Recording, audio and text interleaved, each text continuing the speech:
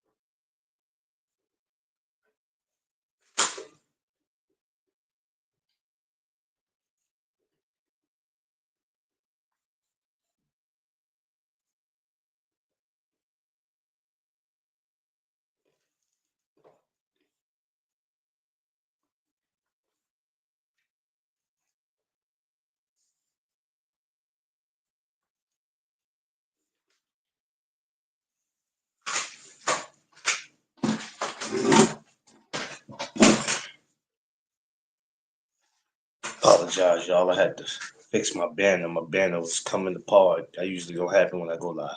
Anyway, like I was saying, good morning to everybody and shouts to all my veterans.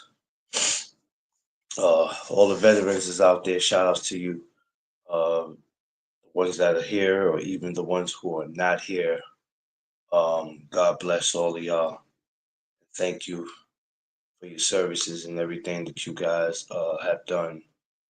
Um, I wished there would have been more done for you guys that are here, but we'll get into that. Of course, the word of the day is courage. It has a lot to do also too with our veterans. So happy Veterans Day. Um, Courage is a word that goes a long way, and it really has nothing just to do with veterans, right? Courage um, will help you get past a lot of things. It'll help you succeed in a lot of things. So we're gonna get to it. All right, so let's go. So for my newcomers, my regulars, everyone, welcome to the No Duck Zone podcast. Let's go. Let's see. D Free, what up? Van, what up? Quee, hashtag. Quee did it. What's up, sis? Josh Sanders, my brother. What's up? Happy Monday. Happy Monday, everyone. Happy Monday. I was supposed to have been live actually yesterday with you guys. Talk sports. I mean, I did it. What was that? Friday? No, what was that? Saturday. I did it, but I wanted to come back Sunday. So, what you guys are gonna see before I start, what you guys are probably gonna start seeing now is probably Fridays, maybe Saturdays or Sundays. Maybe, depends. I'll be getting into boxing on those days. It might not be all the time because there's gonna be times I'm not gonna be around. I'm trying to get back into the gyms to get back under these fighters, and so that's what you're probably gonna start seeing me do. But I want to start covering it um on the Sunday if I can, so nobody gets confused and think that Monday they're gonna come in and talk about it because I don't want to hear it. So just to give you a heads up. So you know, I don't think courage was a word that I ever used anyway. When I was doing these on Instagram, I don't think courage was a word I ever used, and if I did, somebody would be able to go back and tell me. But I don't think I did. But I've done so many words, it's kind of hard for me to go back to have to look at all that. I'm like, nah, I don't really want to do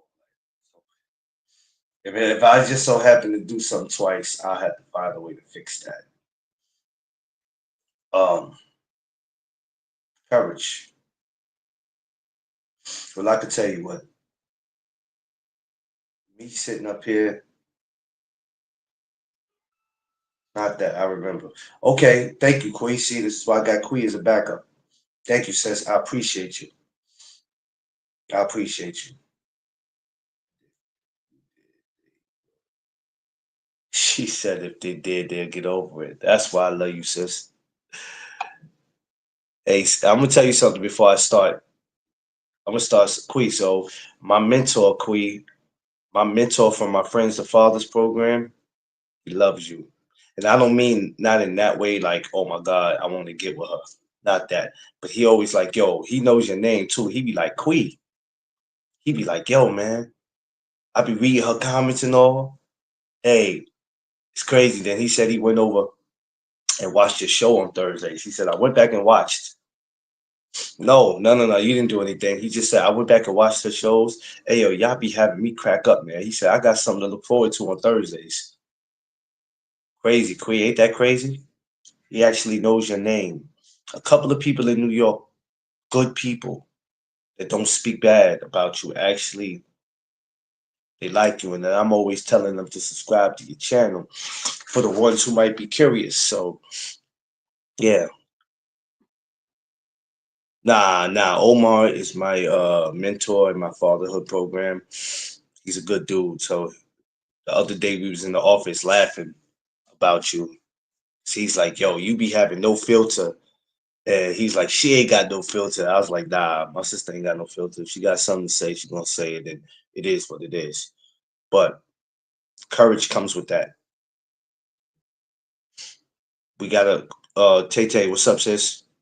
Your mugs will be out. Everybody mugs will be out tomorrow. Because you know today's a holiday, so I can't do anything. Everybody mugs out tomorrow, just to let y'all know.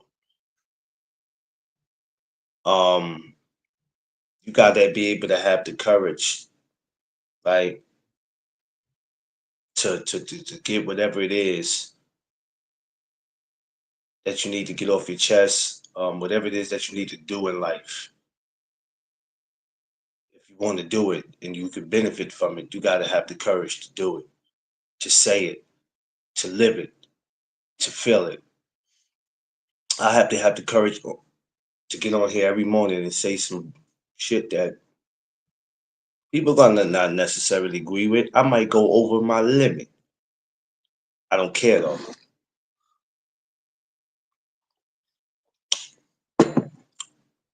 because we live in a world where right now, you can see who became our president. So you see now things are about to get real scary, and we're gonna have the courage.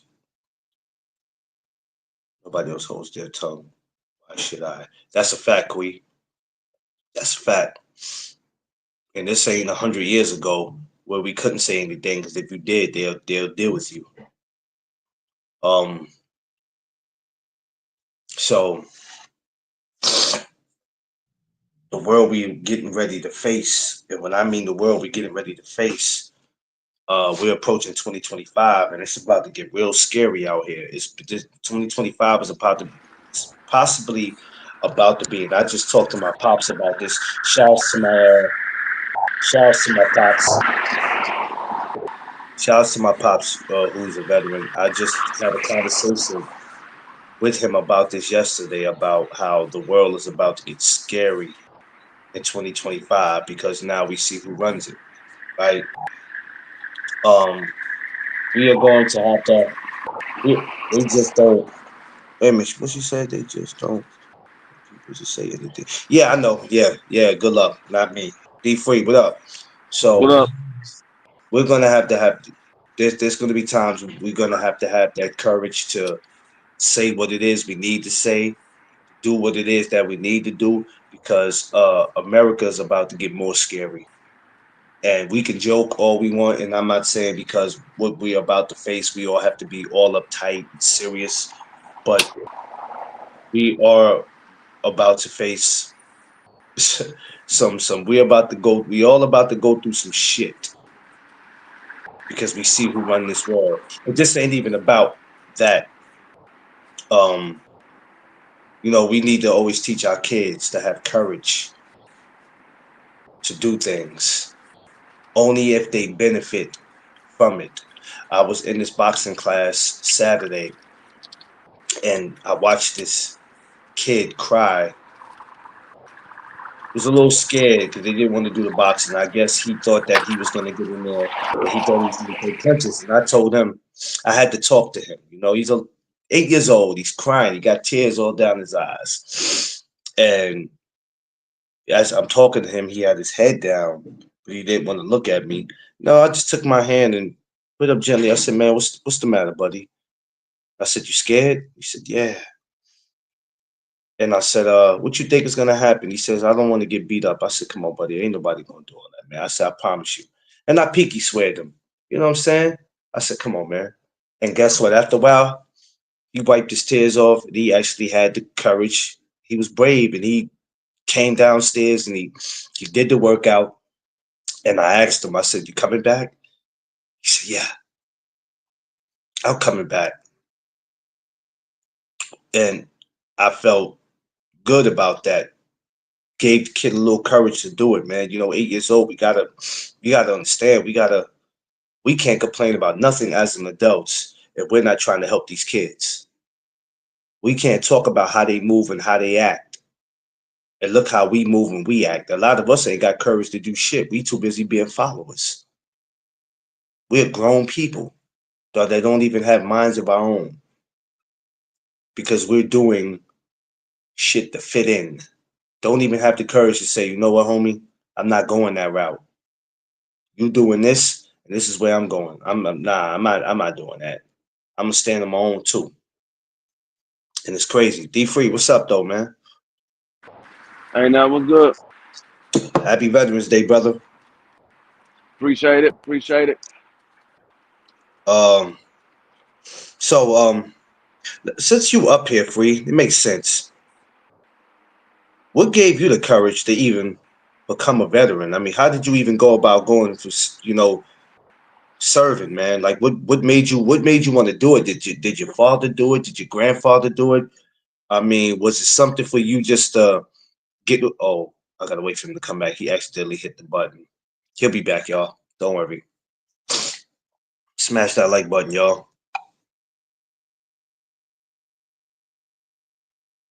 D free should be able to eat free at some places for sure. Um, yeah, he should be. He should be. That's correct, Queen. So Yeah. yeah, my question was, what did your grandfather serve? Did your father serve? What was it that made you? Were you looking for a way out the hood? Did your mother talk you into it? What made you do it? Get the courage to do it. Well, my father did serve. He was a drill instructor in the Marines. Um, my stepfather has served. He was a retired Air Force. He was a master sergeant. My father was a master sergeant as well. But the main reason that I went into the military was to go to college because at the time when I graduated high school, I didn't know that I had a scholarship. They didn't tell me until after I had already enlisted to the army that I had a scholarship. So that was the main focus for me, was to go, because the army at that time, I'm not sure how they do it now, but at that time the military paid 75% of your tuition of college. So that was my main focus of going to college. And I didn't have the money to go on my own. I needed a scholarship, or I needed to have some type of grant or something. And when I heard that the military paid 75% of it, I was like, oh, well, bet. I can go into the military, and then I can go to college while I'm in the military. And so that was the main reason why I did it. Mm. Now, we talking about courage and building courage. Did you have to build it, or was it in you already? Did it take some time for you to say, "Wait a minute, man, what the hell did I get myself into?" Well, growing up in the mean streets of DC in the 80s, you had to have courage. You had to have courage in order to walk outside every single day. You had to have courage to walk to and from school. Um, so it was installed in a lot of us in DC from a young age because of the violence that went around during that time. So um, going to the military wasn't. It was more so scary for me for being away from home for the first time in my life. I never been without my parents or my brothers or sisters around. So that was the more scariest thing out of the whole situation. It wasn't about the military going to war, none of that. I was used to gunfire, so that wasn't a problem. It was more so being away from home for the first time. Mm. Yeah, I had to think. Yeah, and even just coming from it because you're in a whole different environment. Um, and you're around different people, and you actually got people. I don't want to say bossing you around, but it's kind of like it's just something that you probably not used to. But you dealt with sports in school, so it's almost probably like the same thing. You got a coach. He's coaching you. You either gonna do what he's gonna tell you to do, or you out of there. It's just that simple. So Yeah. um, you probably were pretty much used to that. When it was time for you to come home, what was your biggest concern about coming home besides just seeing your people? As far as financially, what was on your mind? You talking about when I got out the military? Yeah, when you got out. Uh, my main concern was, what was my next step? What was I going to do now that my military career is over? What am I going to do next? Because I still, at the time, I was only 21 years old when I finished with the military. I went in at 18 and I Damn, finished at 21. So because damn. my MOS was only for 3 years. I was a combat engineer, so my MOS was only for 3 years. A lot of people say, "Oh, you got to do this amount of time and all this before you can get any benefits," and that's not true. You just got to do at the minimum of 2 years. You got to do a minimum of 2 years in order to get full benefits from the military. Because, well, depending on your MOS, I'll put it that way. Depending on your MOS and your discharge, because you can do 2 years and get a general discharge under honorable conditions and get full benefits. Or you could just do your if you infantry, you do your 2 years of infantry and you served your time. You ain't gotta stay in no longer. You get full benefits. So depends on your MOS and your discharge. But my main focus was, what was I going to do next now that I'm finished with the military, because like I said, I went in there for school. I went in there for school. I did 2 years of college at Texas A&M. I never finished and got my degree, and I was like, well, am I going to continue going to school back home and finish getting my degree, or am I going to get a job or whatever? So when I got home, my first job I got was a friend of mine. He was working security at Beltway Plaza Mall, and he was like, "Hey, we hiring for security officers. If you want to work, you can work there." And so I went and worked there full time at night, and I worked part time during the day at FedEx as a driver, a delivery driver for FedEx. Would you? So when you came home, because you know a lot of veterans come home, right, and they have nothing to come home to, far as no jobs, um, no nothing. You know, some people I don't know how they get in that situation, but whatever happens, um, did it take a while for that to happen for you, far as you getting the job? Did it take a minute when you got home, or was it Nah, something that happened nah, immediately? nah. I got a job 2 weeks after me being home. I got a job 2 weeks after I got Damn. home. Um, I didn't have the issues that a lot of veterans have. See, some of them have those issues because one or two things: either they're disabled, they don't know how to cope with society because they have those issues from being at war, or a lot of them got a dishonorable discharge or just messed away their benefits. So it's a lot of different things that go into a lot of these guys who's looking for work. Some of them are legit guys that's looking for work, but they still did something wrong along the way because most military guys, if you come out and you looking for work, as long as you applying yourself, you can pretty much get just about any job you're looking for. I never had an issue with getting a job. They saw I had a military background. Majority of the places that I applied for hired me. I never had a problem with getting a job. Let's go back to let's go back. Let's take it back for a second. When you were in the military, um, what was your first week like? Oh, my first week was funny as hell. My first week was when you got off that daggone cattle van, because when after you finish going through all your physicals and you got to pass a short PT process in order to make it, because you have a certain amount of push-ups you got to do, sit-ups, and you got to be able to run a certain amount. You got to run 2 miles in a certain amount of time. Once you get past all that, and you get all your physicals done and all your shots and everything, you get put on a cattle van, and you go to your basic training duty station. And so they give you your duffel bag, and your duffel bag is sitting in front of you.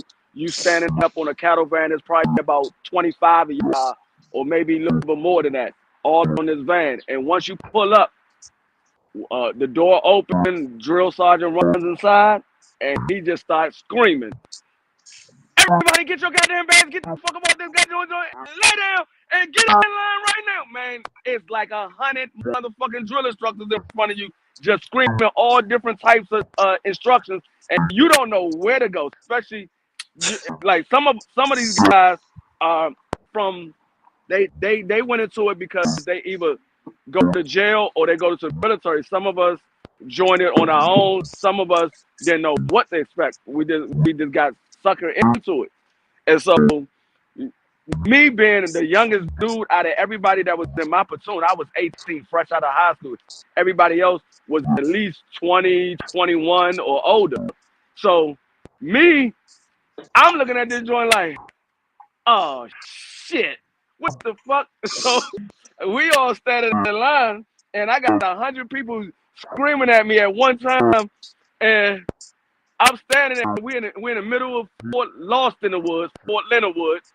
It's summertime because I went in. Well, it wasn't summertime; it was fall, but it was still hot down there. I went in October 10th, 2000. I mean, I said 2000. October 10th, 1994 is when I went in. And so I'm standing there. It's about 90 degrees outside, and I'm in full uniform. My BDU pants, my shirt, my hat. I got my duffel bag in my hand in front of me. I'm holding my duffel bag, standing in front of the joint. We're in a formation, and I said, man, I'm looking around, and they just screaming at everybody. I'm just standing there looking. I said, man, fuck this shit. I dropped the bag and fake fainted. I fake fainted. Man, them motherfuckers came again. Private Freeman, get your ass up. I don't give a fuck. You out here faking that shit. I just laid there. I was like, I ain't faking shit. I'm laying here. So I just laid there. And then they went and got me some water. They went and got me some water. So They was riding me for about a good week because of that bullshit. They rolled me for like a good week. Every time they see me, they said, "Oh, you gonna pass out today? You gonna pass out today?"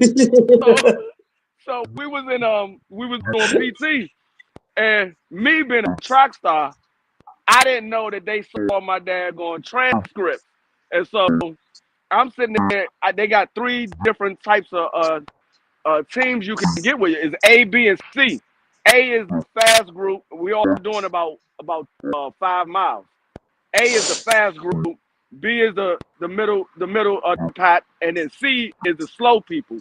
So my ass like, man, fuck this shit. I'm getting with the C group. So I got with the C group. I'm jogging. I'm like, this shit ain't nothing. It's a piece of cake. My motherfucking drill instructor saw me. He was like, Specialist Freeman. I was like, yes, drill sergeant. He was like, what in the flying fuck are you doing in this goddamn group? I said, y'all said line up in a group and get ready for PT. So he was like, oh, I see what we got. He called the other drill. He said, we got one. He wanted to take the easy way out. I was like, what the fuck are you talking about? He said, yeah, you are state champion track team, right? I said, oh, shit. I was like, yes, drill sergeant. He said, yeah, get your ass in this goddamn A squad and carry the damn flag.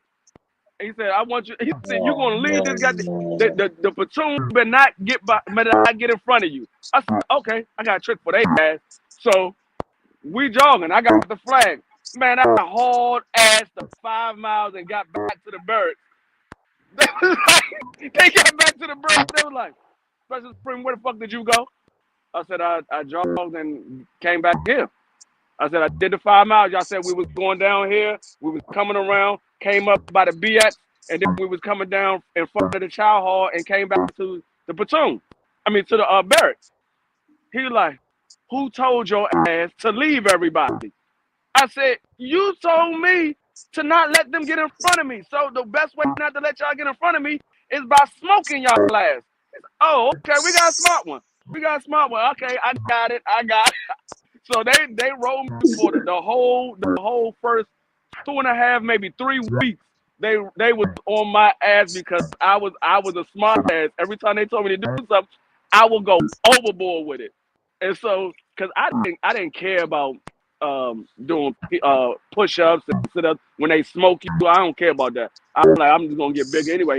And being though I was a specialist, I was a squad leader. So if I got in trouble, my whole squad got in trouble. So I didn't care about none of that. My squad kept saying, "Come on, Free, why you keep doing this? We keep getting smart." I said, "No, you ain't doing nothing but some push-ups, some 6 inches, and some daggone squats. You be all right. You ain't gonna do nothing to get bigger." They were like, "Man, but we tired." I was like, "Man, that's why y'all need to do this shit. Y'all can get in shape. Y'all sitting here tired." So You was a yeah, that you shit know was what funny as shit. you was a wise guy even then. Damn, Yeah, Free. huh? You was a wise guy even then. Damn, Yeah, Free. I mean, I used to always, I would go overboard when like I said, he told me, he said, you better not let the squad get in front of you. I said, okay. And I took off and I heard him yelling. He was like, Specialist Freeman. I looked back. I like, y'all better keep up. And I just kept on going. Them motherfuckers was mad as shit. So he was like, yeah, okay, I got one for you. Next time you stay with the platoon, but you don't let them get in front of you. I said, well, you should have said that. You just said don't let them get in front of you. I said, you didn't say stay with the platoon. You just said let them get in front of you. But yeah, Free was I had fun in basic training. A lot of people didn't like it or whatever. I had fun. It was fun to me. I had more fun in basic training than I did when I got to the full hood. I got to full hood. It was the same thing every day. Wake up, PT, go to chow, come back to formation, go to the motor pool, work on your track, your vehicles, your Humvees and stuff like that, your tank. After yeah. that, go to formation, go to chow again, come back to the motor pool. At 4 o'clock, your day is done. Then you can either go to chow for dinner or you can go wherever you want to go to get something to eat for dinner. I will go to chow all 3 times because it was free. Long as you was in the military, stayed on post, or you ain't have to stay on post, but long as you was in the military, you got 3 meals a day for free. So Mm, I would eat that for free. And then at the end of the later on in the evening, if I wanted something else, I would go to the stores and stuff like that. But I try to pretty much stack my money up to buy me a vehicle because I'm like, damn, I'm in Texas. I don't know nobody out here like that. I mean, I hung with a couple of guys that was from DC and from Baltimore, but I didn't know anybody. So I was like, fuck, I gotta get me a vehicle. So when I want to be able to get around, I can get around. So I stacked my money up to get my first vehicle when I was in Fort Hood. mm. You stayed from 18 to 21, right? Yeah. Was that the longest you have ever been away from home? At that time it was because when I came back home for 2 years, and then in '98 I moved up to New York, and I stayed in New York from '98 to 2004. So at that time, that was the longest I ever been away from home because I've never been away from home. The only time I've been away from home is like going on track meets and stuff like that when the team would go and stay out overnight because we was going out of town for a track meet. That was the only time I stayed away from home. But other than So that, you were I've never been going. away from home. So you were going from 94 to 97. How much? Because a lot could change. A lot could change in a week. A lot could change in a day. Um, when you got home 3 years later, what was it like when you got home? Were the same people that was around when you left? Were they still around? Were they strung out? No, How was the hood when you got home? no, my hood was still the same. Everybody still was around. Like they just actually a lot of my niggas that I hung around with or I was cool with, that I played football with, played basketball, or I just knew from the neighborhood. A lot of them looked after my brother and my sister while I was gone, and so they took Okay, my brother and and he became who he became, and my sister she just nobody ever bothered my sister when I was gone. okay. Come on. So like I said, you coming home, got the job and all that, and that's did anybody who went in the military or was thinking about going into the military, and they knew you went in there, did you ever have people come to you and ask you for advice Yeah, about how to deal with I, it? yeah, I had a lot because I got a lot of younger cousins that went into the military after me, and they asked me how was it. Most of them went into the Marines, so I couldn't tell them how the Marines was, but I told them basically the lifestyle of the military. I said I can't tell you how the Marines do things because I'm not a Marine. I'm a combat engineer from the Army. I said so I can't tell you how the Marines do things. I said, but what I will tell you because all basic training is pretty much the same way. I said you're gonna go do your physical and everything, and then you're gonna get on a cattle van and you're gonna go to where you got to do basic training. That your first 2 weeks is gonna be hell. Your first 2 weeks, they're gonna be on y'all the first 2 weeks, and then after that, it starts to lighten up. The more the further along you get through basic training, the more of the leash they start to let go of. Because when you first get there, they keep a tight leash on you because they want to break all of the weak people. Anybody that's weak, they want to break them right there within that first 2 weeks. If you make it past the first 2 weeks, you pretty much gonna make it through basic training. There's a few of them that still end up falling out later, but if you make it past the first 2 weeks of training, basic training, you're gonna most 90% of the people that made it past the first 2 weeks made it through basic training. Oh yeah, yeah.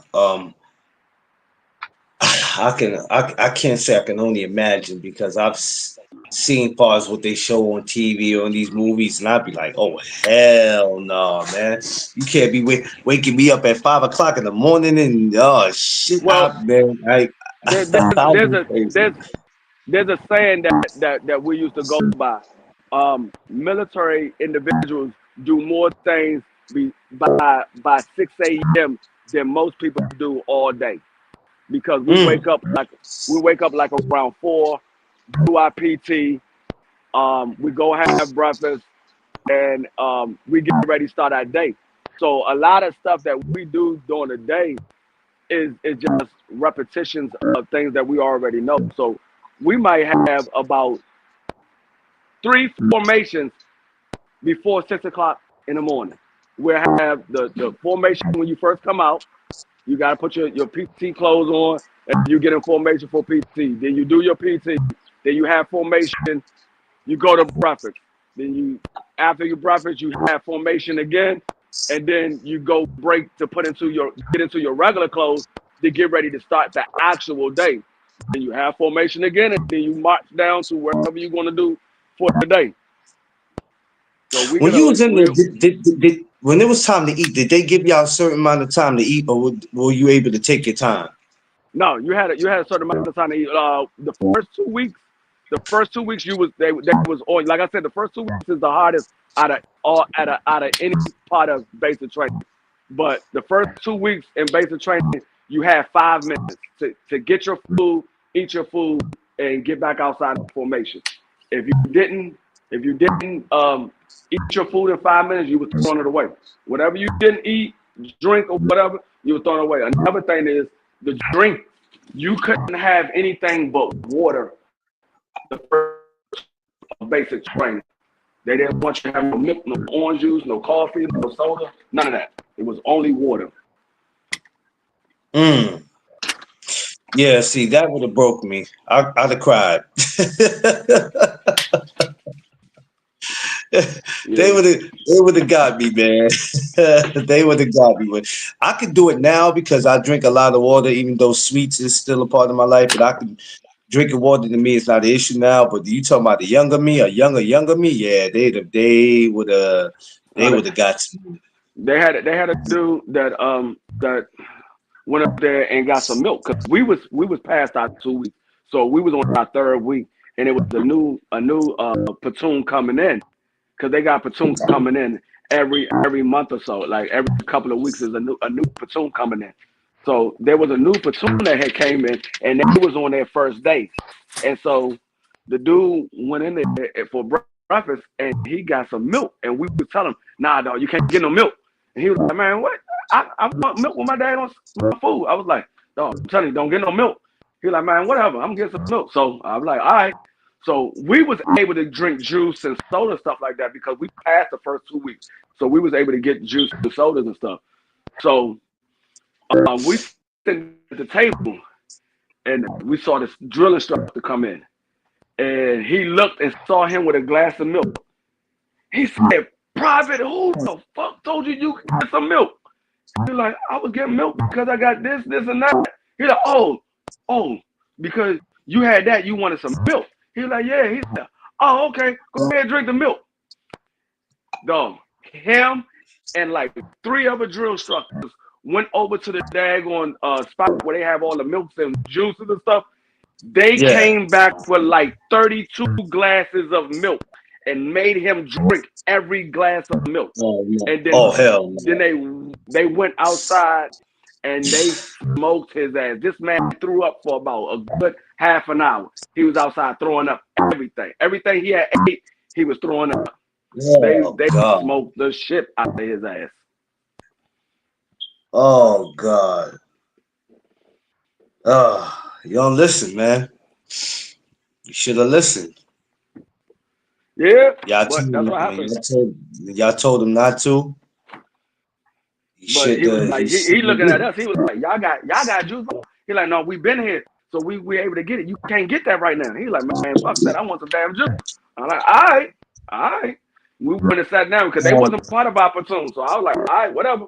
I ain't got nothing to do. So we all over there eating our food or whatever. And we saw the drill instructor come in and they got on his ass, man. We was over there laughing like shit. The drill instructor was like, "What are y'all doing laughing?" He's like, "Man, that shit funny as hell." Because at that time, it started easing up. So our drill instructors would crack jokes with us and everything.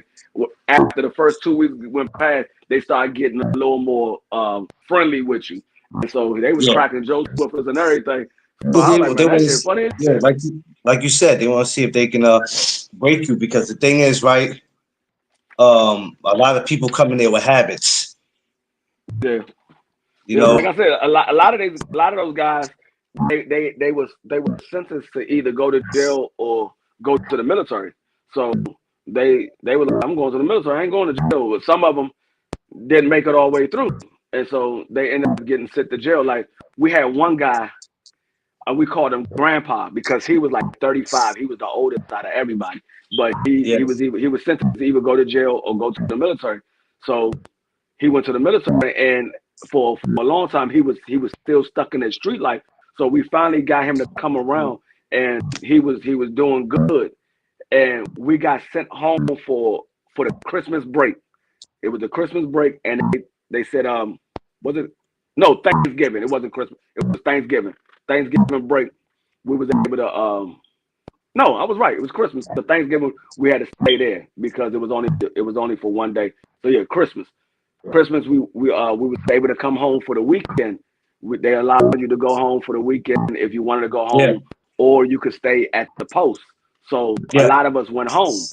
So he went home, and then we came back that following Tuesday. They said we had to be back at formation on Tuesday morning at for PT at 5 in the morning. So when he came back, instead of us doing PT, no, we did do PT. We did PT, then we had our breakfast. Instead of us going to do our normal training that we normally do, we went all of us went and had to be drug tested, make sure none of us did any drugs while we was away. And he popped dirty, and we was everything was cool for about a week or two, and then we were standing in formation, and they started running off a couple of names, and they were like, "We need y'all to go to the first sergeant's office." They went to the first sergeant's office. We was still out in formation, and then we went to our training, and then after the training, we went back to the barracks to get ready for something else that we was getting ready to do. And we was going when we got back to the barracks, we saw them packing up their stuff, and I was like, "What's going on?" They were like, "Man, I failed my drug test." I was like, "Nah, dog." I said, "So what's gonna happen?" He's like, "I'm gonna go to jail." I was like, "Dog, you went through all of this, and Stupid. we ain't had number like I think we For, had maybe like 3 weeks left before we graduated basic training." for all that, if you felt like you was gonna get tempted like that, you should have stayed where you was at. Yeah, I wouldn't so have went home. I would have stayed where I was at. but AWOL, that's even worse. If you go AWOL, but yeah, we had like 3 weeks left before we finished basic training. Oh, Yeah, did because they? every Yes, did everybody? I guess did they wear their hat? That that hat that they wear. you had to be in full uniform. The only time you didn't have to have a hat on is when you went inside of a store or a mall. Like they had a mall, which is called the BX. You go down to the BX is an actual mall. They got stores inside. Uh, Everything you need is inside the BX. So if you if you go inside the BX, you don't have to have your hat on. Um, if you're outside, you have to have your hat on. Anytime you're in uniform. Now, if you're not, if it's your day is over with and you're not in uniform, you just got on your regular PT clothes because basic training you didn't have any regular clothes. All that stuff get taken away from you once you get to the spot where you does your physical and the intake. Once you get to the intake and you do your physical, all that stuff get put in the bag and it goes with you, but it stays in the first sergeant's office and they put it in a locker for you once you finish basic training or once you get sent home, and then you'll get it back. So you have you have your stuff, but you have your regular military clothing that your uniform that you wear every single day, or you have your PT clothes, which is a t-shirt, some shorts, or some sweatpants, and a sweat hoodie, and you will wear that. So if you was in that, you didn't have to wear a hat. If you was in your regular uniform, you had to wear a hat anytime you was outside. DS said, did they let y'all have church on Sundays? Yeah, everybody, you had the option whether you want to go to church. Now they had different types of services. They had the Catholic, the Baptist, the Pentecostal, the holiness, the uh what was the other one they had? Buddhism, and it was a couple of other ones. And they said these are the times that the services start. If you want to go, we're leaving at you gotta be at the service. So you have that's the weekend. You have a weekend. The weekend we didn't do anything. the weekend was pretty much free for us to go get our haircuts, go get something to snack on and stuff like that. Um, and then Sundays was the days that you can go and you ain't have to worry about the drill sergeant. You can go by yourself. I mean, there's going to be drill sergeants at the service, but that was the only time that you can walk around without having a drill sergeant right there with you. Was on Sundays and Saturdays. So they gave you the time that the service was going on, that was going to happen.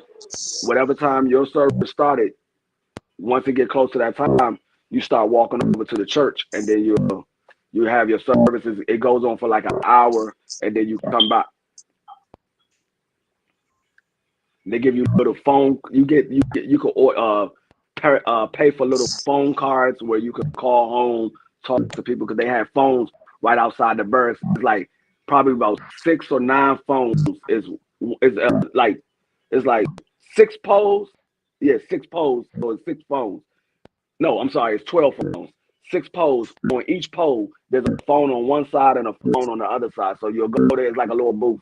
You go there and you pick up the phone and you dial your calling card number, and then it asks you what number you want to dial. You just type in the number you want to dial, and then you call the folks you want to speak to. Yeah, it seems like, you know, it was better to go, to be a part of that, because it's no telling what those 3 years of your life would have been like if you didn't go. See, because what people fail to realize is when you come out of high school, now it's like, okay, what's next?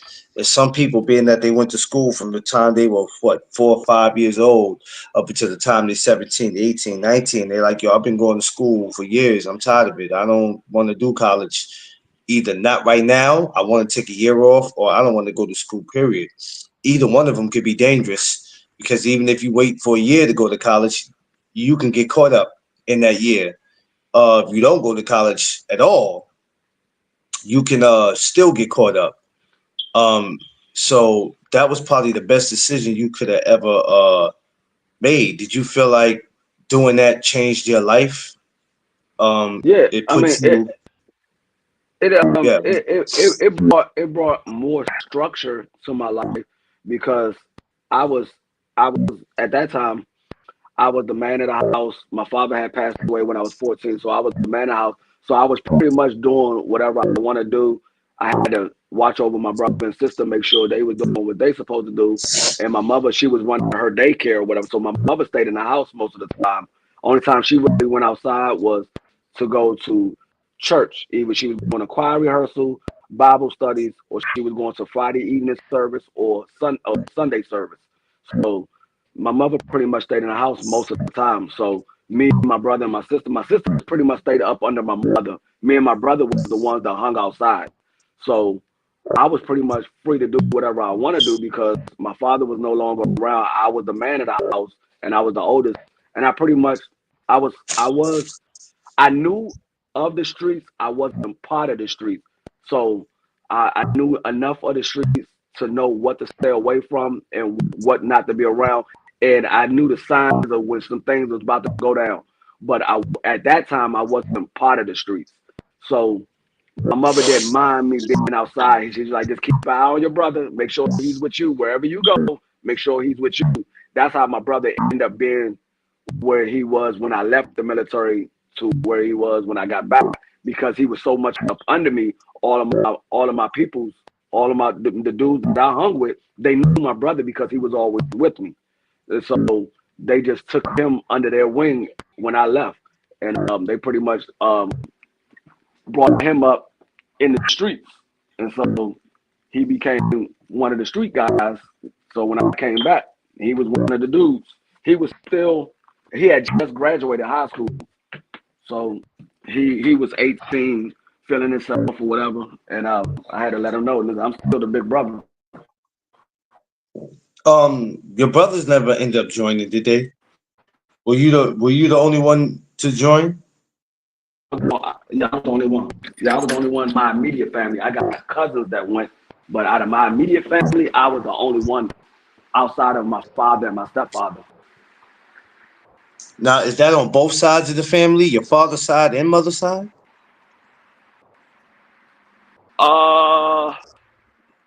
far as the only one that went. Yeah, as far as your mother's side and father's side, like both sides. Well, no, like I said, I got cousins that went to the military. My father's brother was a captain at Fort Hood where I was at, so I was able to connect with him when I was down there. He was a captain. I mean, all right. So My we, guy. I know we got into the part of, I know we got into the part of how you got there and why you went. But how much courage did you have to build up to even say, I'm gonna do this? Not because it's been done in my family before, but I just wanna do something different because I'm sure at this time when we talk about DC, right? I mean, this is all a part of the world, but we already know DC in the 80s and the 90s was nothing to play with. And I'm sure in '94 it was hectic. You were watching friends at a young age die. You probably watch some older people die. So, but you're trying to make a change. You like, if I don't get away, even if it's for a year or two, I could end up, either dead, jail, or selling drugs. How much courage did you have to build up to even say, I'm going to do this and I'm going to go through with it, to not only make my family proud, but, to have a story to tell my children? Um, it took a little bit of courage. I ain't gonna say it took a lot. It took a little bit because, like I said, I had a lot of friends that was in the street life, and I hung around them. Even though I wasn't selling drugs at that time, I still hung around them, so I knew about the drug life, and we always went to the go-go's together, and we went to parties and house parties and stuff like that. We went to, I was with them when we did that, and even though we had the little beefs in the neighborhood, I was still with them with the little beefs in the neighborhood. So it took a little bit of courage to say, "Hey, I'm not gonna be here for a while. I'm going to the military." They all looked at me a little funny. They were like, "What?" They were like, "Man, no, black people don't go to the military." I was like, "Dog, I don't know what the hell you talking about." I said, "Dog, I'm going to the military." And so they all, I mean, but when I came back home, they all gave me respect for going though. I mean, when I came back home, they all took me out. We went out. We went out. Like two of my guys took me out shopping. They were like, "Man, you was down in Texas. You was hanging out with them Bammers, dog. We got to get you back on point." So so they took me out shopping, and then a couple of other guys took me out to eat, and then we went to the go go or whatever. So but they all gave me respect for going. They were like, "No, I ain't think you was gonna make it." I was like, "Oh, y'all already know how I am." They like, "Yeah, yeah, yeah. You one of them Now, ones when you say you're gonna do something, you do it." now, when you come home, which D free do they see now? You in tip top shape? Do you look much different from when you left? You're three Oh years yeah. older. Like, what did you look like? Were you Nah. buff? You was buff when you came home? No, when I came home, them niggas was like, "Yeah, dog, yeah, service did you well." Cause they was like, "I remember you was a little small." Cause I was never skinny. I was always in shape because I played football and I ran track and wrestled and played basketball. So I was always in shape. But I grew and I got bigger. So when I left to go to the military, I probably was about your height. I was like 5'7" when I left and went to the military. When I came back, I was like 5'10". But Damn. when I left, I was like 5'7", like maybe 150 pounds. When I came back, I was 5'10", like 195, cut up. They were like, "Damn, nigga." They were like, "Yeah, the service did you well. You got big and shit." I was like, "Yeah, man, that's all you do. You doing push-ups, sit-ups, crunches, 6 inches. Yeah, you doing it." I was like, "Yeah, you got cock diesel out this bitch." It was almost like going to it was I hate to use this, but it was almost like going to prison for 3 years and you come home and they like, yo, what the hell was you doing in there? Like, Yeah, man. damn. You come back, you're 3 inches taller, you a couple of pounds heavier, you stocky. So it's like, wait a minute, this ain't the D we saw at 18. It's 3 years later. He looked like he a grown ass man. So that Yeah, that that was something that probably messed him up. But I'm yeah. Because sure still. like I said, I came home for Christmas doing basic training, so I didn't get a chance to see any of my folks because I was home seeing the family. That was the first time my family seen me in about 3 months. So I was seeing the Okay. family for the weekend, and then I went back. But even then, I wasn't as big as I was when I came home the last time. After I finished the military and I came home. When I came home the last time for good, I had a full mustache and beard. Like I said, I grew 3 inches. I put on 45 pounds. So Yeah, my that's mother and crazy. my father, my mother and my stepfather and my brother, they was like, man, you was in there eating steroids? I was like, nah, Yeah, I nah, mean, I I want wasn't eating to no ask damn you steroids. what the hell would they give you? Steak and hamburger helper in there? That's crazy. Like I said, they feed you 3 times a day. So you gonna eat, you gonna put on weight in the military. I don't care. You can be the smallest person you know. You go into the military, you gonna put on weight. You gonna put on weight and you gonna put on muscle. That's one thing you gonna do. I don't care if you want to do it or you don't want to do it. It's gonna happen because when you in basic training, you gotta eat 3 times a day. They're gonna make you go to the chow hall. You're gonna get information. They're gonna take you to the chow hall. You're gonna eat 3 times a day. Now, when you get to your regular duty station, it's up to you if you want to eat 3 times a day. But I'm like, Okay. if they cooking it for you, why not? It's free. You ain't paying for it. Well, Why not eat 3 times a day? I'm gonna tell you something that's impossible, and you'll probably look at me like I'm crazy, but they gonna throw my ass out of there because I swear at midnight I'm gonna find me a snack. Nah, your ass going every night at midnight you gonna be getting smoked. You gonna hear the daggone the driller start. And that was another thing. The first night. Well, the next morning, that shit scared the fuck out of me because we all got to our platoons and everything. We found out where we was gonna be sleeping at and stuff like that. They gave us our rooms, and then we went through. Got after we had to go get a haircut and all that stuff, and because after you get there, they got to make sure everybody looks the same. So you got to get a haircut, cut all your hair off, and get your uniforms and everything. That's the first thing you do. You get your uniform, your boots, your pants, your underwear, your t-shirts, and all that stuff. So that day is over. You go to sleep. You go to sleep probably like around 9, 10 o'clock at night. People still talking or whatever. You finally fall asleep like 9, 10 o'clock at night. 4 o'clock in the morning. The very next day. This is my second day there. The drill sergeants, all of them come down the hallways and everybody with trash cans and bats and banging the shit out of them joints. Get up, get Oh, up, get up. Man, we oh, jumping up, niggas running into each other. One dude, cause it's like a bunk bed. One dude fell out his bunk.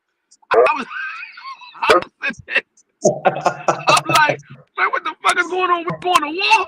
They was like, no, get your ass he said we going to war. dressed. I thought we was going to war. I wasn't expecting that shit because nobody told me about that part. They told me of how everything was going to be when I got off the bus. We going to war.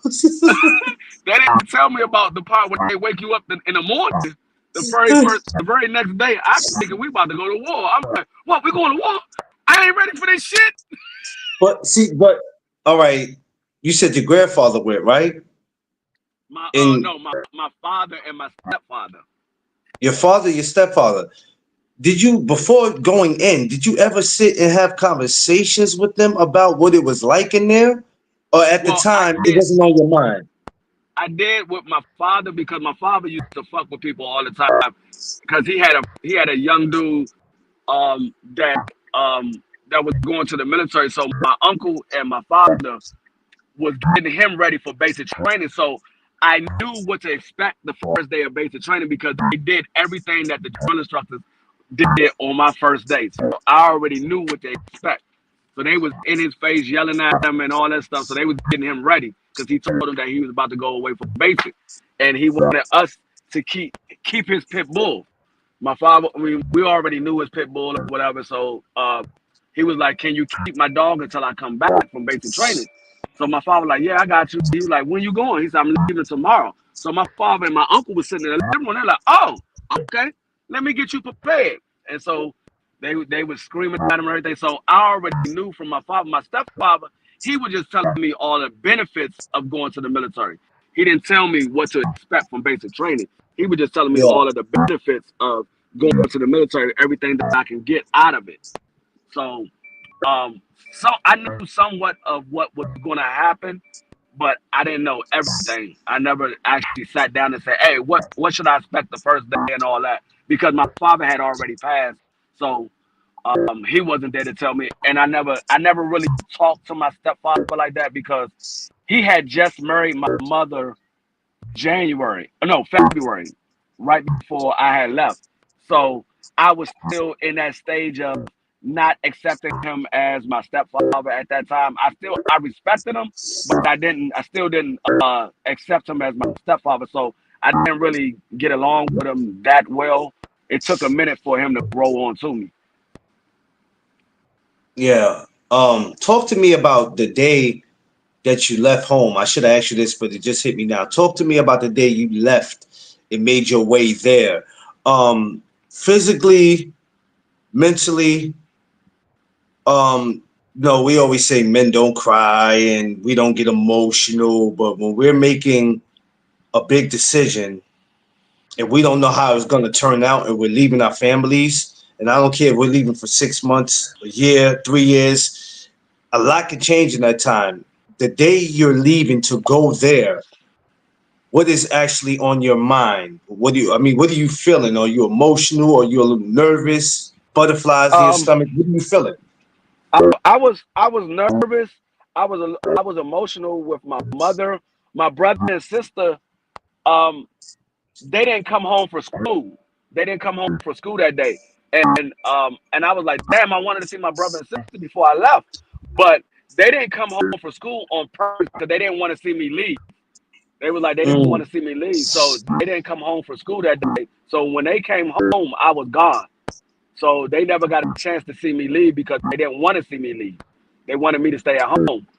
Because like I said, this is the first time I ever been away from home. This is the first time I ever been away from my brother and my sister. Anytime I did anything, I was always with my family. I never been away from my family at all. So my brother and sister didn't want to see me leave, so they didn't come home from school because they were like, "No, I don't want to see him go." So so I was emotional with my mother because my mother was crying. She was like, "My baby's gone," and my stepfather was like, "Nah, he ain't a baby no more. He a grown man. He gonna be all right." And so my mother sitting there bawling or whatever. So she made me tear up. And then when I didn't get nervous until I had already passed my ASVAB test and everything, and I knew what I was going to do. I didn't get nervous until my ass got on that fucking plane, and my motherfucking recruiter, he took me to the plane, and he walked with me and another guy. It was me and three other guys, and we got all the way to walk onto the plane, and he said, "Your ass ain't coming back now." And he walked the other way. I was like, "What? Hold up! Did you set me up, dog? What the fuck is going on?" I like, what do you mean by that? I was like, "Hold up! What the fuck?" Because they laughing. I'm serious as shit. I'm like, "Hold up! What the fuck he mean by that, dog?" He like, "I don't know what he meant by that." I like, "Nah, that shit didn't sound right." I like, "Hey, come back." He just kept on walking. That's a come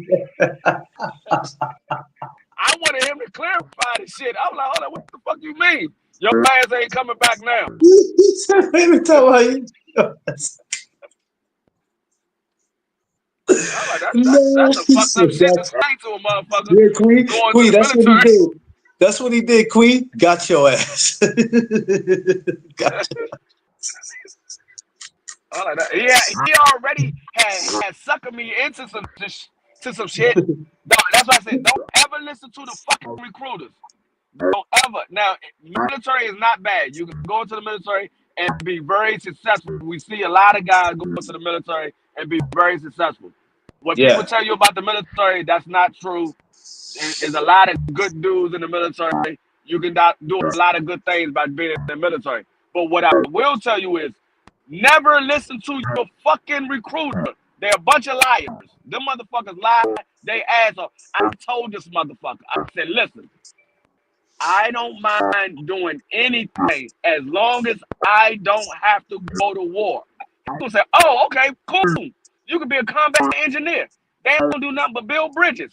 I was like, all right, shit, I'm used to doing some construction. My folks was in construction. I'm cool with that.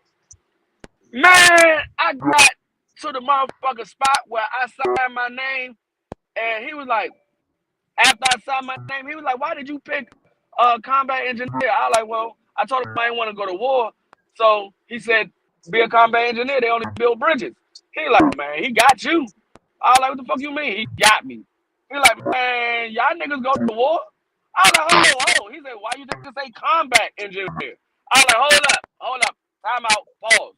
I didn't sign up for this shit. I was like, I told this nigga I didn't want to go to war. He said, nah. He said, you don't actually fight the war, but you the first nigga in there. I was like, what you mean the first nigga in there? damn. He was like, you know how they say infantry is the first people to fight in the war? I was like, yeah. Yeah. He said, yeah. You go there and clear all the minefields so infantry can go fight the war. I was like, run that by me again. He like, you go there, clear the minefield so infantry can go in and fight the war. So technically, you're first on the scene. I was like, oh, Nah, buddy. hell nah. Nah, buddy. I No said, oh, side. yeah. I said, so what you telling me is, what's my life expectancy if we were to go to war? That man said 7 minutes. I said, Nah, man. when you say 7 minutes, that's the time frame that we had to clear the minefield and get back to the track. He said, somewhat. I was like, what you mean by somewhat? He said, you have 7 minutes to the track. If you're not at the tracks in 7 minutes, they think you dead and they're gonna leave your ass and come back and get you later. I said, oh hell no. Oh, I hell said, no. nah, I ain't signed up for this shit. Dog. I'm not doing this shit. He was like, it's too late now. You already signed your name on the dotted line and you got sworn in. I was like, man, this some bullshit. So yeah, never listen to your recruiter. Always look up your MOS before you sign anything. Always look that shit up.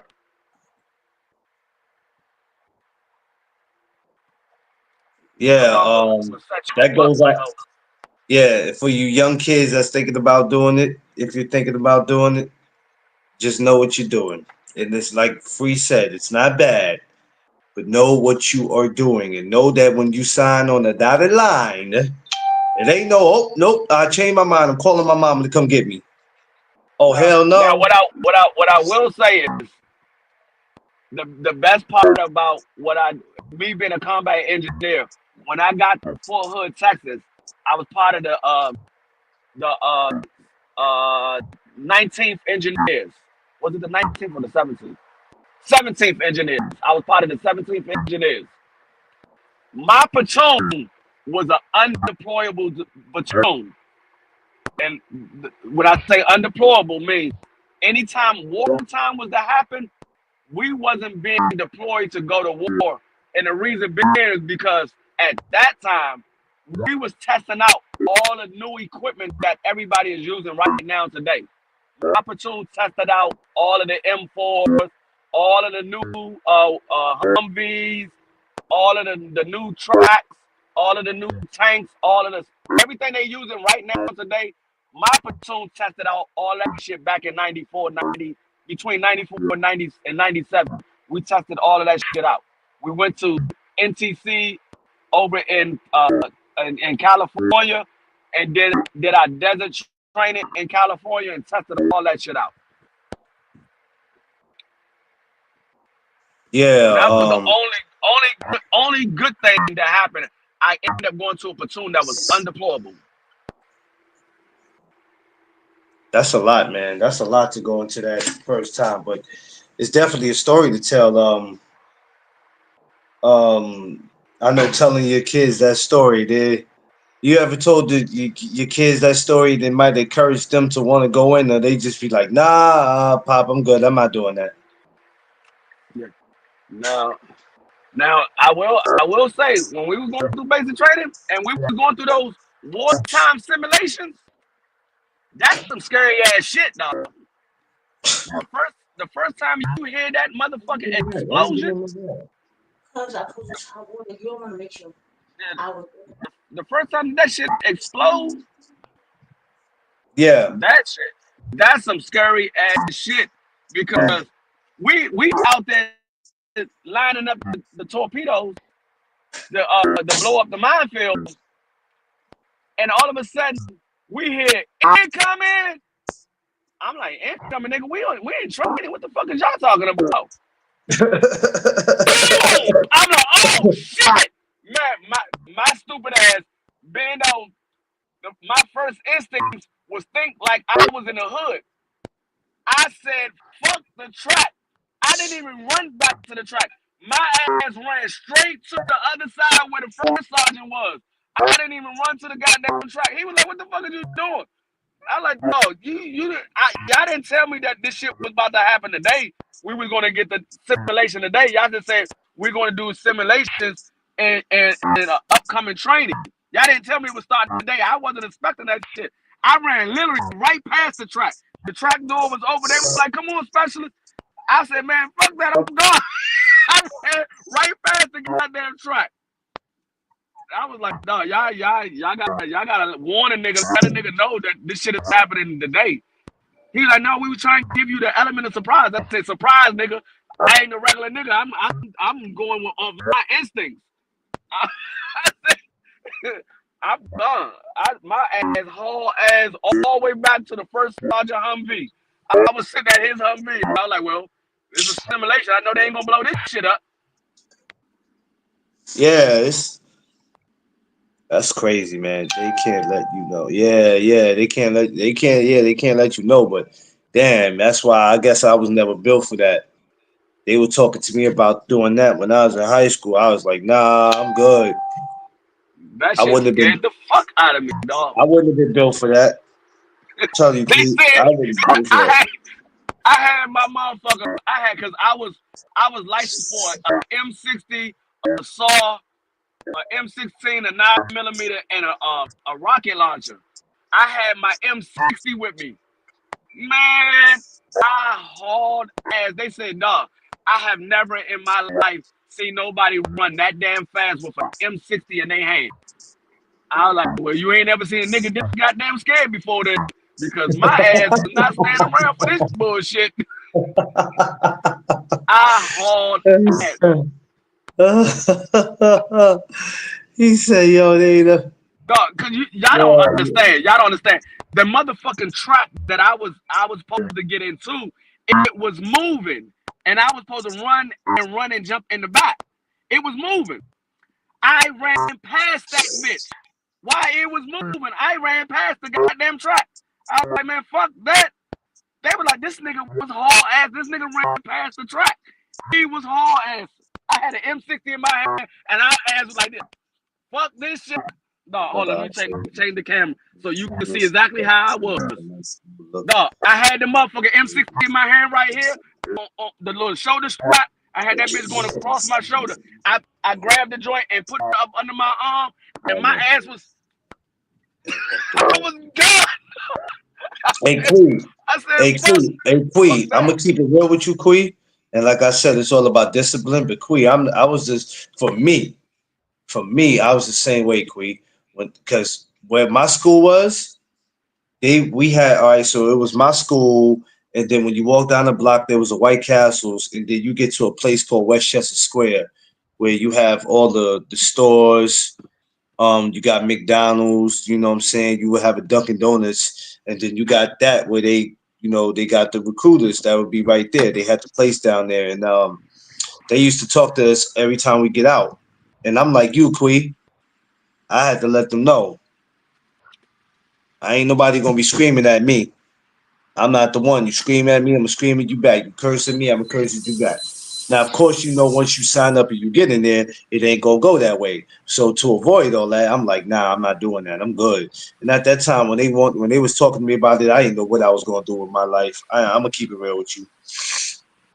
I knew going in there wasn't gonna be one of them, but I didn't know what I was gonna do with my life. I didn't have the courage to. I didn't have the courage to. To do all that.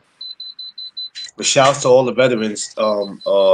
Shouts to every single last one of y'all. Um, I wish y'all would get better services than what y'all getting.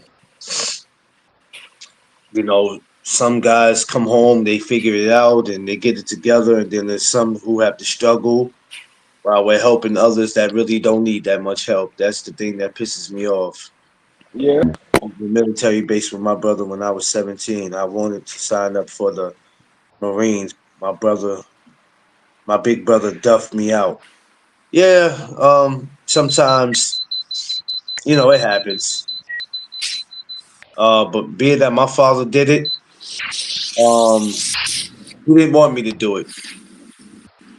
That was one thing he always brought to my attention that he didn't want me to. He didn't want me and my brothers to do it. So, we was Gucci. Me, it might have changed my life if I did it, but I didn't have the discipline. I'm gonna be real with y'all, man. I ain't had no discipline. Shit, I barely got that now. I'm just learning how to get it now. So back then, It would have built discipline though. It would have yeah, built I know. I discipline. definitely would have built discipline, but it's kind of hard to build discipline when you feel like you don't need it, and or you're not attracted to it or whatever, and you're young. You know what I'm saying? And I'm not saying young people are the only people on the planet that don't have discipline. We got people our age and older that don't have no damn discipline. That maybe they should have had their ass in there.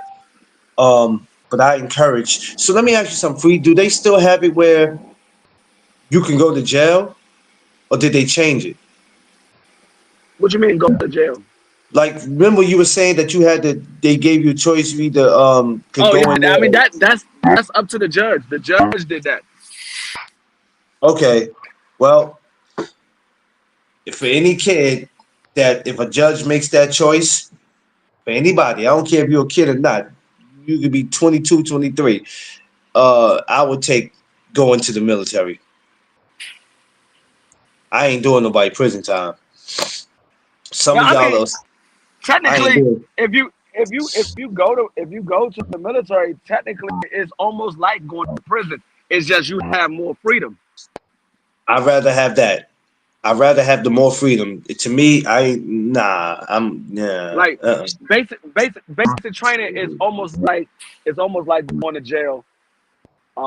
It's but like I said, it's more freedom, and um, most of those guys that do that, they end up being reserve. They don't be actual full time military. They be Army Reserve, Navy Reserve, and stuff like that.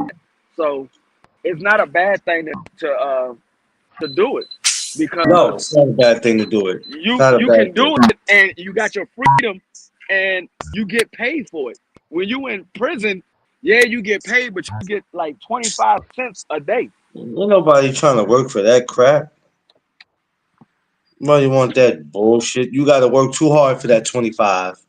Too damn hard for that 25 cent. It ain't Like even worth it. Why'd you never go back free to work for them? Which for like the military.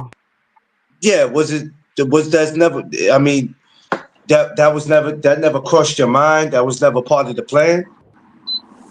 Well, when I had got out, the reason I got out is because I didn't get my sergeant stripes. Oh, So and it wasn't that I didn't pass the sergeant's test. I did, but we had too many sergeants in our platoon, and my platoon was a platoon that wasn't deployable. So it wasn't like I could just go to another platoon. I had to stay at that platoon. So I didn't get my sergeant stripes, and so I was like, well, I want to get out because I wanted to become a recruiter and come back home. That was my main plan. I was like, well, I'm gonna go in there and do it for a little while, and then I'm gonna be a recruiter and come back home Yeah. once I get my sergeant straight. Because you can't be a recruiter unless you're an E5 and above. You got to be an E5 and Y'all had a above, sergeant, right? You had a huh? sergeant, right? You had a Yeah, sergeant, right? yeah. E5 is a sergeant. I had What was already it? came. What was your sergeant like that dude on was your sergeant like that dude on the Soldier Stories? Was he like him? Remember that dude was boy, that dude was oh man. Soldier story? What was What you mean? remember how that sergeant was? What was his name on the Soldier Stories?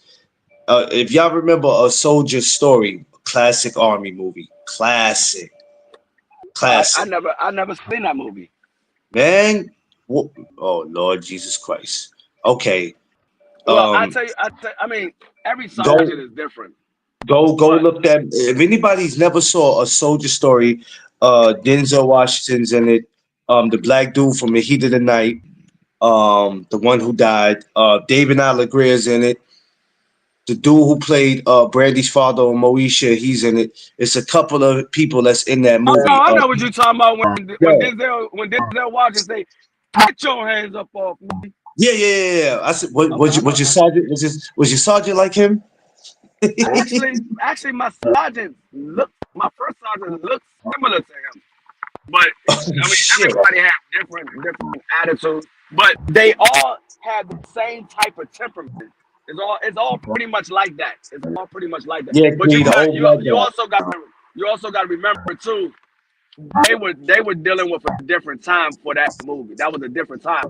Like now, the Yeah, military when I came in and up until like now, they can't put their hands on you.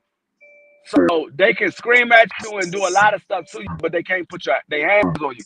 Back then, they was able to put their hands on you. So yeah, it's a different time. yeah. But you made it out, right? You ever take time to sit and reminisce when every time this time comes around and you go, oh my God, is it still surreal to you? Do you still have moments where you sit and think and go, damn, I actually done that. And I done it as a youngster. I did it as a Um, young man. I did like the first maybe five 5 years. The first 5 years after I got out, I was like that. After after I had got up to New York and I had my first son, um, I never really thought about it like that. I just looked at it as I'm a veteran.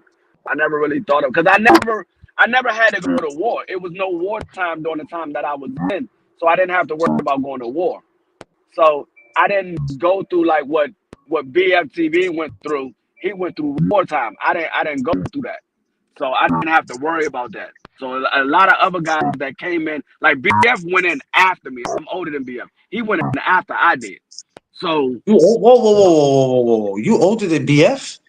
yeah, I'm 48. BF ain't 48. BF is in his late 30s. What? Hey, BF is in his late 30s, I'm maybe done. early 40s, maybe early 40s. Holy shit. I gotta start drinking my milk. This is ridiculous. This is fucking ridiculous, man. Y'all ain't about to be out look at me. This shit is crazy, man. Yeah, I'm Damn. 48. So yeah, I'm older than BF. So yeah, like BF went into the military. I think he said he went into the military like in the 2000s. Maybe a little earlier than the Well, 2000s. I don't know Like who's running up on him and screaming, but shit, that's a like big topic to be running up on. when I went into the military, a lot of y'all niggas was still in school. Y'all was You still in said you school. went in '94. I was 11.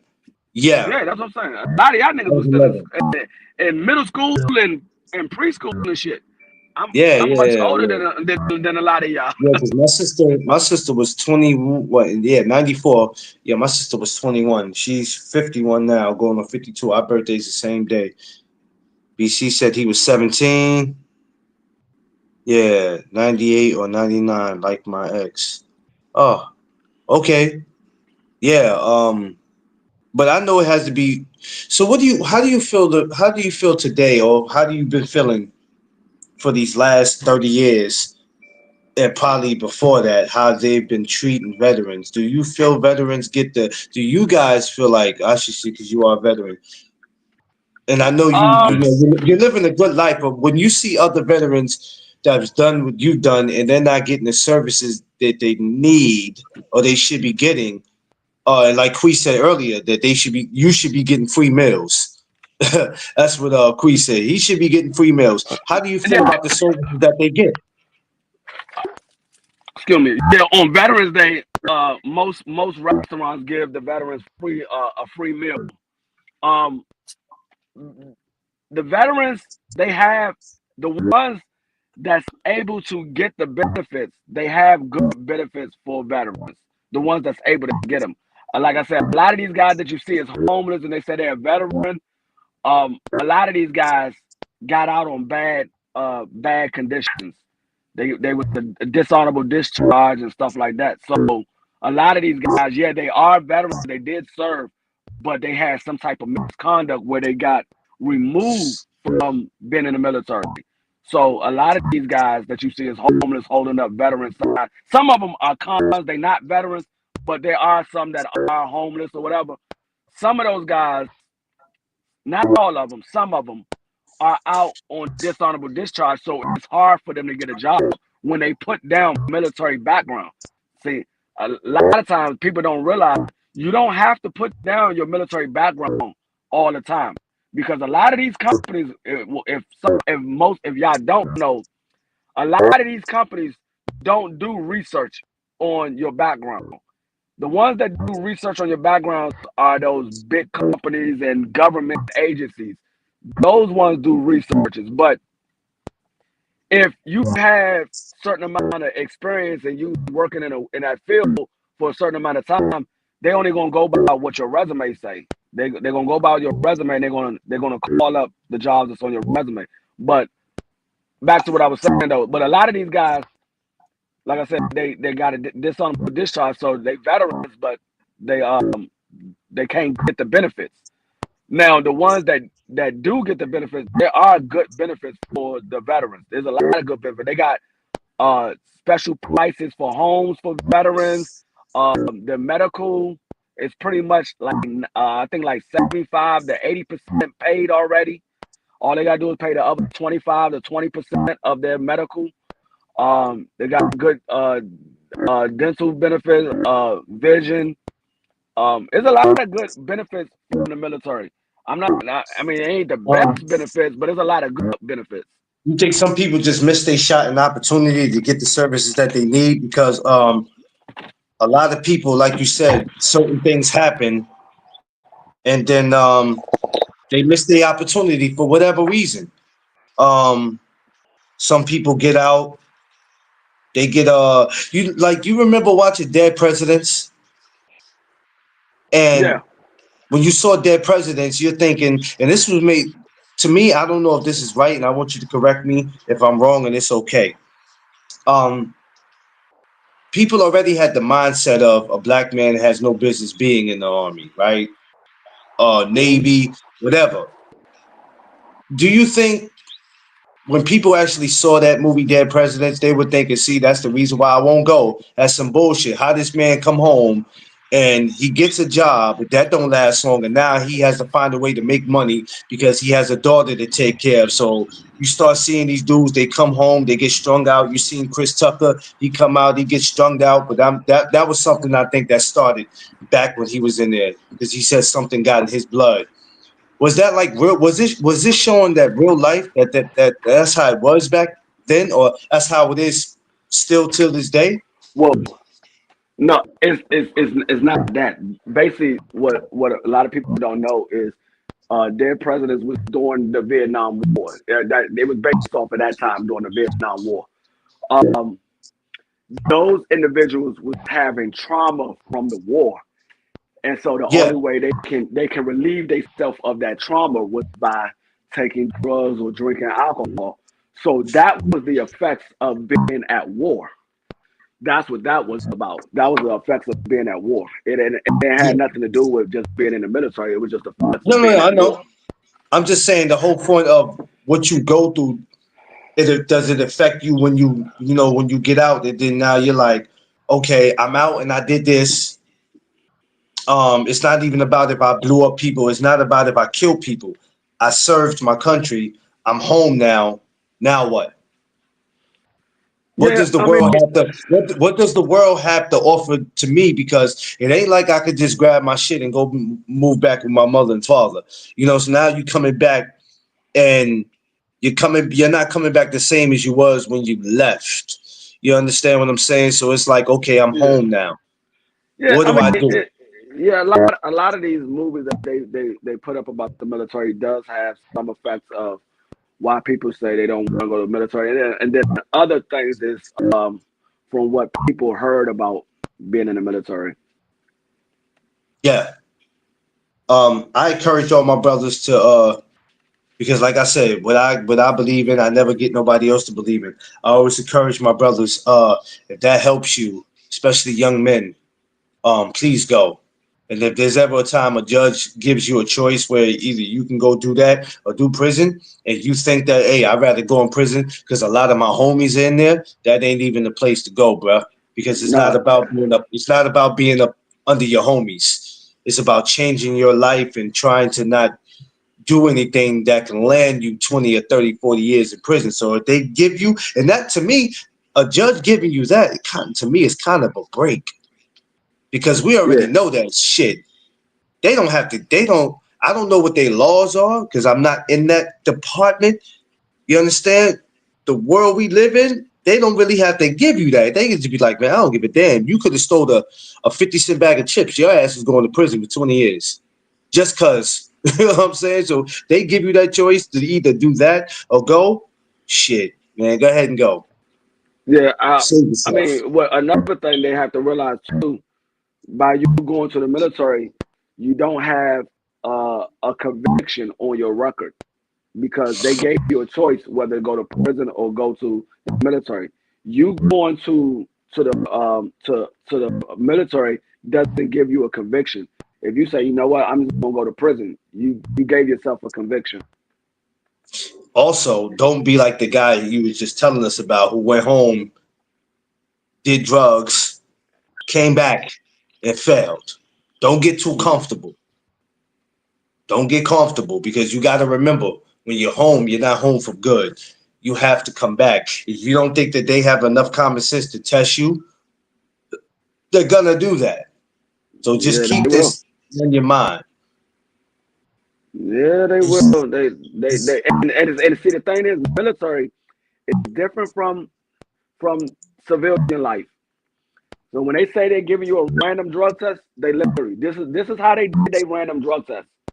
We do our PT formation, we do our PT and everything, and then after PT formation, we do breakfast, and then we go to our regular formation. No, yeah, we do breakfast, and then we go to our regular. Oh, no, actually, before we go to breakfast, after we finish our PT, we standing in formation, and before they break us to go get ready, go to breakfast and stuff like that, and get ready to go for the regular formation. Before they do that, what they say is they start running off a certain amount of numbers. They say 8, 9, 5, 6, and 3. If your last four ends or begins with one of those numbers, step to the side. You step to the side, they take you up to the nurse's office and you go take your drug test. Mm, So you don't right. know when they're going to do it. They don't do it every day. You'll just be standing there, and all of a sudden, the first You sergeant know will what's just so run crazy? out I the didn't think numbers. about it. I didn't think about it until you said something. So I used to be a part of this program. I remember I was in the shelter, but it was a shelter slash work program called Ready, Willing, and Able. And that's how they used to hit us with the drug test. You never knew when it was coming. So they used to do them by floors. They never did it by name. They would do them by floors. The problem is guys will go out and get blasted and you never knew when they were going to do your floor. And if you knew, you had to get information from somebody in the office. You had to be cool with somebody that they'd be like, "Yo, look, man, don't be doing nothing because they doing your floor tomorrow, or they doing your floor today. If they doing your floor today and it's Veterans Day, it's like, all right. Or if they doing your floor Wednesday or Thursday, whatever, you know. But you know, once you smoke marijuana, it don't matter. It's already in. You know, if you drink, you might not get caught, but if you just happen to drink Sunday, you know what I mean, more than or whatever, you know, and they get up at 7 o'clock and they testing you, there's a good chance that alcohol is still in you. But that's how they would get us. They done got me 2, 3 times because I wasn't a hothead. I was just going through shit. So I really didn't. I'm 28, 29 at the time. I didn't give a shit. I was just going through the motions. But yeah, but at the end of the day, it's not it wouldn't be worth it. And like I said, just because I didn't do it or I never thought about doing it, that doesn't mean it's a bad idea because some of y'all are gonna run into this brick wall where it's gonna be you're gonna have to make a decision. And if anytime a judge leaves you to do that, believe me, it ain't easy. You heard Brother D Free just explain it. It's not easy, but it got to be much easier than going to prison. I at least and I ain't gotta worry about getting shanked up. Yeah, I don't want to go to no damn prison, man. It ain't worth it when you think about it. It really not, man. So make that decision. Um, I'm glad you shared the stories. It was I'm glad you did it, Free. That helped a lot.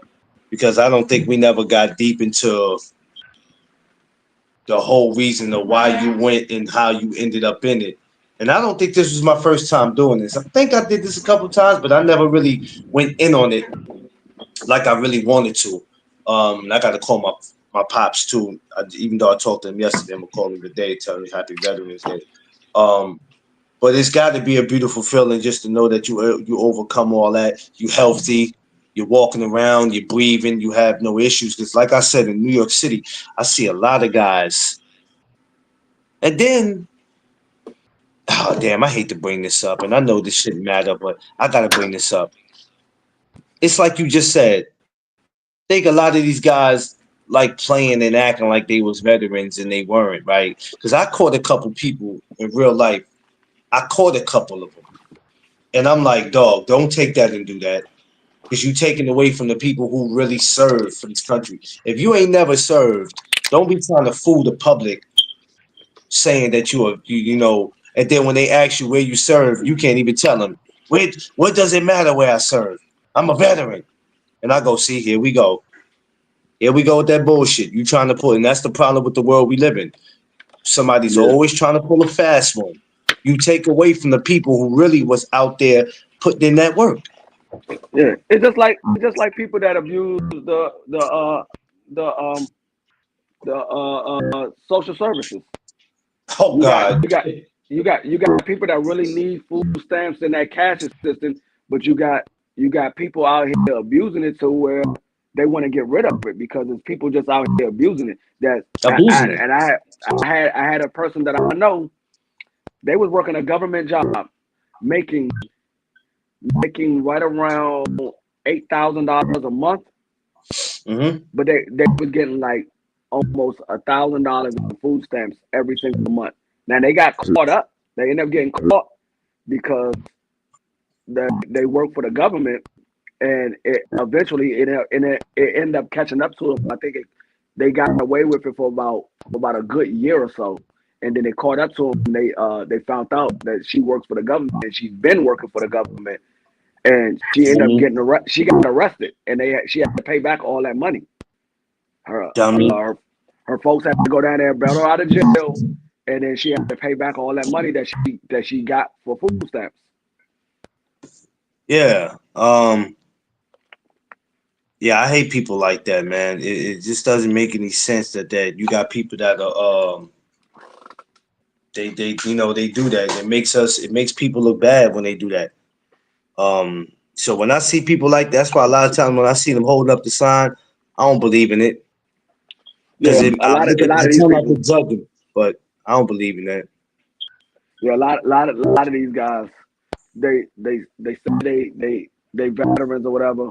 Like I said, some of them are, um, but a lot of them just use it because they know people have a soft heart for veterans, so they know they can get people to give them money or give them what they want if they hold up a sign saying they're a veteran and they homeless and stuff like that.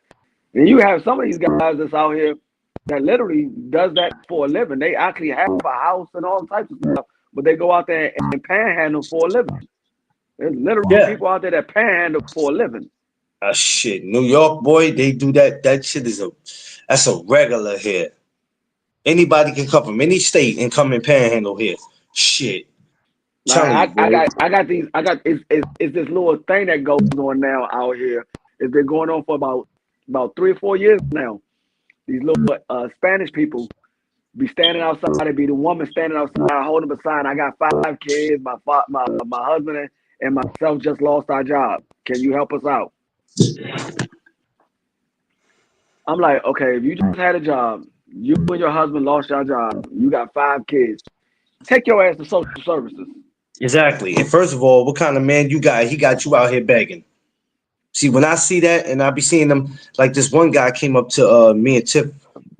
Shit, what was it? 2, 3 Saturdays ago. We're sitting in the Bronx, we eating some Chinese, and he came out.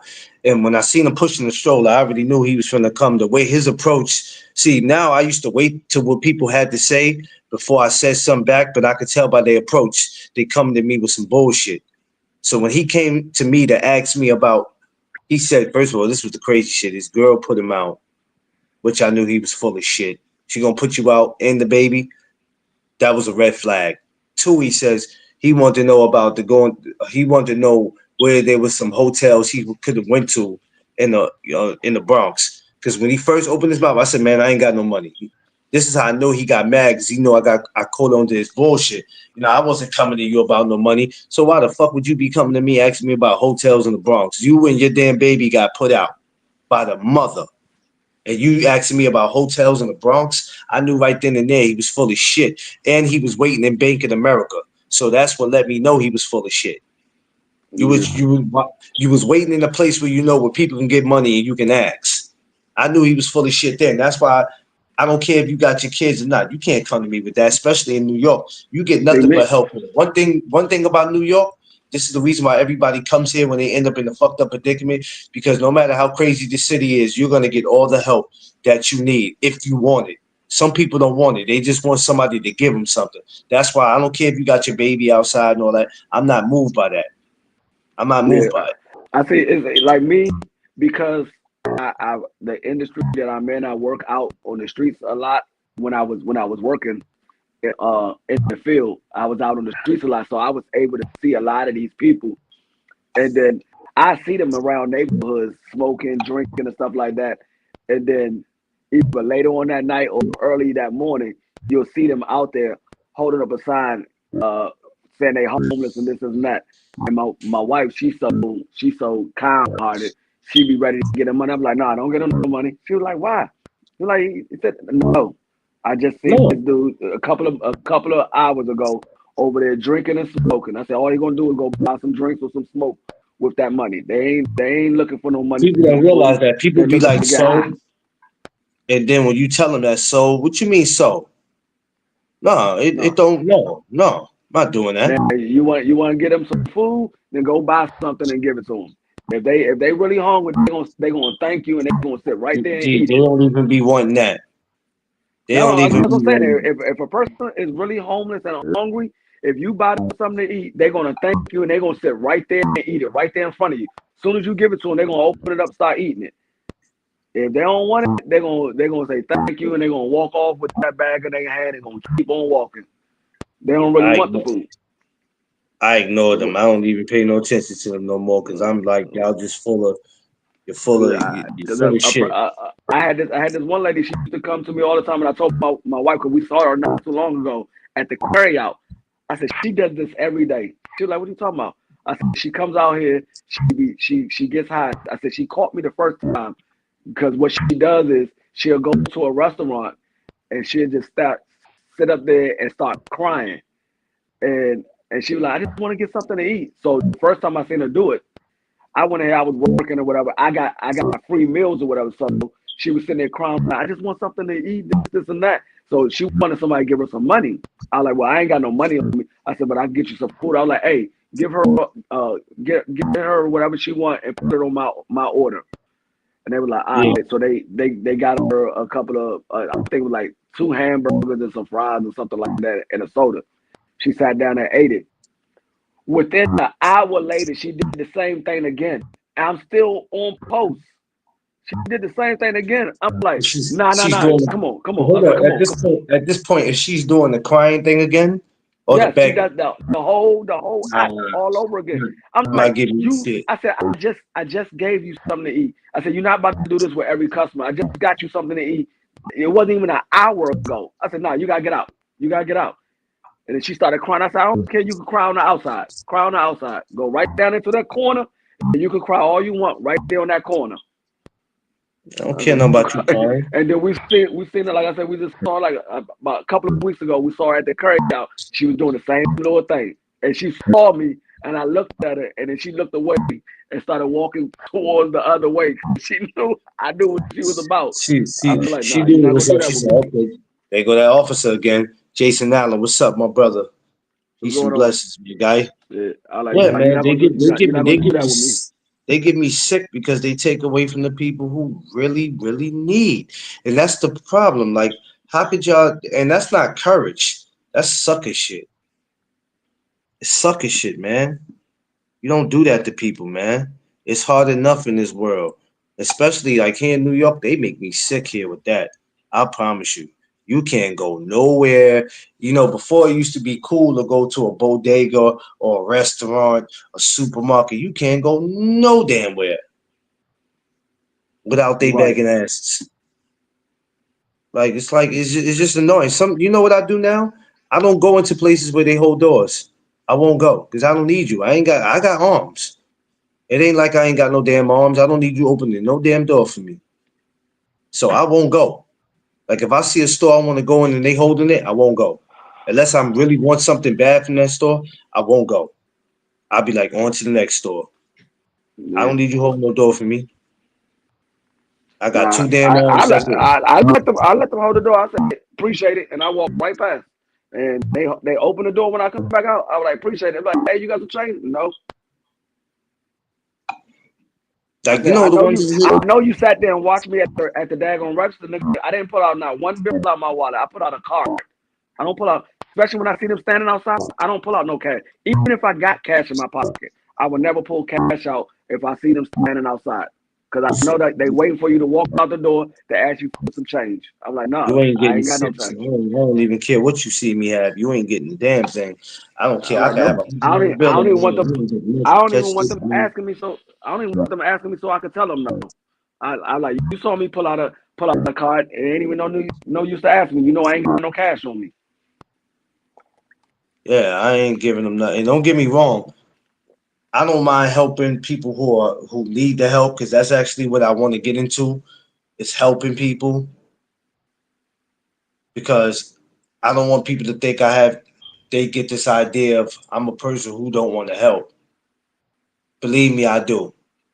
But you're not finna be the reason. I'm not about to be the reason why you took your last high and done Right, died. Like right. Quick. That's the same reason why. That's the same reason why I I'm don't not gonna carry be the cash. reason. Shit. Same I'm reason not why I gonna be don't the carry reason. cash. Any cash I have, it goes to my grandkids anyway for their allowance. They get allowance on Friday, every Friday, I for told this doing good in school and keeping their room clean. I And they told got this one a girl little bank. I told this one girl she came in the store and I already knew she was gonna come in there being annoying. She seen me dressed up and she just came in there and I hate the ones that be having the fiend behavior. They just get on my fucking nerves. She coming there doing all this stupid shit and I'm really not in the mood for it. I just want to get in the store, give she started complimenting me how I dress and and ask this and then she said something else to me and I said I don't give money out to people, to women. I said, you see this? I got a woman. That money goes to her. I said, I got sisters. I don't even give them money. So, no. You know what I'm saying? I said, ain't that your dude in front of that store out there? Ain't that your dude standing out front of the store? He got you in here begging? You need to find you a whole new dude. There's no man that's gonna have you in here begging. And that's the problem too. A lot of these dudes are suckers. These ones that use their baby, they became the new women now. These dudes became the new they it's crazy. Yeah. These dudes became the new women and the women are becoming the men now. Shit is crazy. I see you looking at me out the side of your eye. You ain't slick. Who's I'm that? not giving Jazzy. I'm not giving you nothing to eat right now. You eat in a little bit. You're gonna sit there lay in the cage and just Oh, look at me out of the look how she looking. She just looking at me in the corner of her eye. Jazzy. Oh man. Oh poor Jazzy. Yo, we seen a dog last night. Hey babe, we seen a dog last night. I swear, I ain't gonna hold you. This damn dog I held, and I wish I would have took a video of him, but he was the size of these glasses I got right here. This dog was so tiny, man. Jesus. Omar, shout outs to first of all, shout outs to my mentor, one of my best friends. Omar, what type of dog was that yesterday? Well, how small was he? Like, what would you say? Like the size of these glasses? But all right, probably. All right, yeah. Probably about the size of this phone. This is how small this dog is. This damn dog was so adorable, but he's one of them dogs you got to be careful. You can't put him down like that, and if you Yeah. do, you got to watch where you Probably was a step. probably was a it probably was a teacup Yorkie. My wife had a teacup Yorkie. No, it wasn't a Yorkie. It wasn't a Yorkie because he was a little bigger than the Yorkie, but he's still one of those where it was a girl. We had to feed up with a bottle, but you got to just be, yeah, you got to be careful. Oh, You're right, Clarence. Those are no men like will have the no, women they begging. got No, what? they wouldn't have the, they wouldn't. I'm sorry. Shouts to, like I was saying, shouts to my mentor, uh, another one of my good friends, Omar Branch, Friends of Fathers. Y'all all join us next week on the 21st of November for the Friends of Fathers Thanksgiving event. It's gonna be special. I'm gonna be interviewing some fathers. So please y'all join me November 21st from 4 p.m. to 7 p.m. So yeah. Yeah, but Queen, it's serious. I'm Yeah, serious. They have the women check you now and the dudes stand outside the store. It should be crazy. And even if he yeah, does step to you, there's no reason I'm gonna have my woman and me outside begging for any fucking thing. I'm not doing it, bruh. There's jobs out yeah, here. You got temp agencies. People, oh, I ain't got no ID. Motherfuckers don't want to work. Well, how you ain't got no ID? That was my first thing to do when I first got back to New York. Before I was 24, I didn't have no ID at all, so I couldn't really do nothing. I couldn't do nothing. I got my first real ID at 24. At 24, the last ID I had before that was a high school ID, which it didn't tell much. It just had my picture in the school I went to. I didn't get my first ID until 24 damn, because I knew I had to go work. I had a son coming. My son was coming. When his mother told me she was pregnant, I knew I had to go do. Nope, you got to. I had to do what I had to do.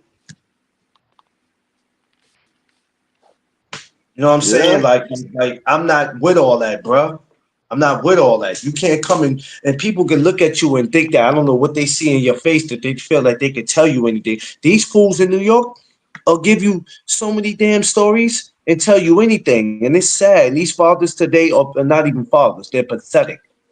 They're pathetic because there's no way I'm gonna have my woman and me outside saying that we in this predicament. We got kicked out the shelter. You got kicked out the shelter. They supposed to send you to another one. Unless you messed up that bad where y'all just been going around the city getting kicked out of shelters. Who goes around just getting kicked out of shelters? yeah. I don't know about that. Come on, this is what I'm saying, Free. These people think that they can just tell you whatever. They don't have the courage or the mindset to go do whatever it is that they got to do to make sure when you don't have no kids involved, it's okay. Once a kid's involved, it ain't about y'all. It's about that damn baby. The shit is crazy. I like the stuff I see in the city makes me sick. And these fools think that they can tell you anything. That's why I got to a point where I'd be like, man, come on, man, y'all get out of here. And I'll be want to help the community, but I don't want to help the community by putting money into their pocket.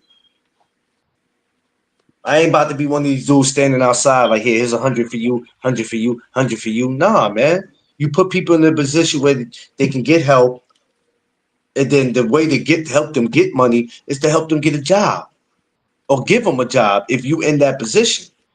But I'm not here. I'm not gonna be your You ain't gonna just nah. You ain't gonna do that, bro.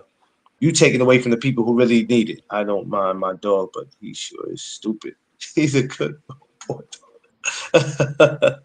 BC's an ass. Nah, BC, we got a new family member coming here, so yeah, we got a new family Yeah. member. He's gonna be a good one. So, and Omar, I tell you, my brother Omar Branch, follow Friends of Fathers on Instagram. If you have not followed them, please do that. Because we're getting ready to do some amazing things, not only for this holidays, but for 2025. We got some things coming up. Me and him, we have these conversations all the time. Me and him see it. We see it all every day when well, not every day, but when we're together, we see it all the time. Especially the environment that we're in. We see it, and we want to help people. Yeah. We want to, but giving you stuff is not helping you. It's different when you're passing out uh turkeys or when you're doing toy drives, but just you know how many times you'll be walking around in New York or in the world every day if somebody came to you with a problem and you were giving them $5, $10, or $2, you'd be, and then the same people will be the same. Then you go down the block and give it to another dude who already knows the dude up the block. Yeah, man, what he give you? Well, yeah, he gave me damn, he only gave me $2. Well, shit, I lucked up. He gave me five. Damn, we got to stay out here a little longer. Yeah. Like, y'all better wake up. And then all you people that be like, you know what, because that could be you. Well, it ain't about what it could be. It's not me. It ain't about, well, what if it was you? Once again, I've been down before, but I never felt sorry for myself. I never wanted nobody to feel sorry for me because whatever predicament I was in, whether it was my fault or not, it's our job to fix it. Before we can go look for help, we got to be willing to help ourselves. The help is there. Y'all Yeah. don't want it. Y'all don't want it. Man, ain't no jobs out here. You a damn lie. You don't want to work. You can't just wake up and expect that the society owes you something. What world you live in? Society don't owe me nothing. It doesn't owe anybody nothing. You want something, you got to go get it. You got to go get it. God has had my back when exactly, BC. God had my back when I was too stupid enough to have my own back. And you think that I'm finna let people like them come and just mess it up for all of us? Doesn't work like that. But for the people who do want change, that's getting tired of it, and when I mean change, I don't mean a couple of coins neither. The people who actually want change is here for you because No Duck Zone also represents want to help people out that's in a struggle. I would love to do that. I would love to do that. To prepare a meal for people, to pass out bags, to give out shit. But if you think I'm just a dude that you can catch walking out of McDonald's talking about can get the you hungry? All right, dude, we can get you something. Nah, man, I don't eat McDonald's. Oh, well, you fucked up then, player. Bye. What you want, Kennedy's? What you want? Oh, you just ain't hungry. You think you just about to be out here begging? Nah, get the fuck out of here. Yeah, I know. Hey, listen, Josh, what can we do? Got to get the courage to take care of ourselves. We got to. We got to. It shouldn't take courage because you should want to do it, but we got to do that. We got to do that. Do y'all realize that what we about to face in 2025, it's about to be a problem with the person who's running the world. It's about to be a problem. And this is the time where all of us, all of our people, America, but mostly our people, are going to really have to come together. We're going to have to. Because in the next 4 years, we don't know what is going to happen. We have to come together, y'all. We got to stop this downing each other. We got to stop talking about each other. We got to stop not trusting each other. We got to treat each other like what we really are. We all family because we all God's children. But at some point, the BS is gonna have to stop. This is about to get scary out here for 2025.